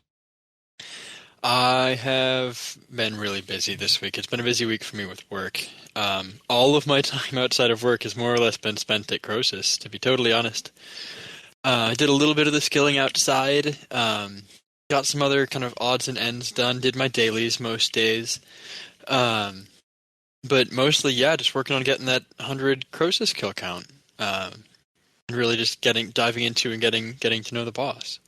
All right, sounds good. And I really enjoyed it this week. So, if you have an interest in trying it, we did say that we will, because this is a new boss, I think we can do the community service of saying that we'll also open this to anybody in the Discord, anyone in the Friends chat, and anyone who hears this by Saturday. Come along, come join us at Croesus at 8 p.m. game time on Saturday. But I don't believe there's anything else we have to deal with on this episode. So thank you, Thaxi, for being with us, as per usual. Yeah. Tanis as well. Good to have you with us for a front. Yay! Yay. And, of course, if you guys want full episodes, you can do that by subscribing to us. That is indeed the best way. Give us a review and a like on Apple Podcasts, Google, Spotify, Pocket Cast, Stitcher, and more. Also on YouTube at youtube.com/RSBANDB. You can find the nibbles there in addition to the full episode. And, of course, a like and subscribe also helps us there. But with that being said, we'll be back next week for another episode of RSBANDB Update. See you then, everyone. Take care. See ya.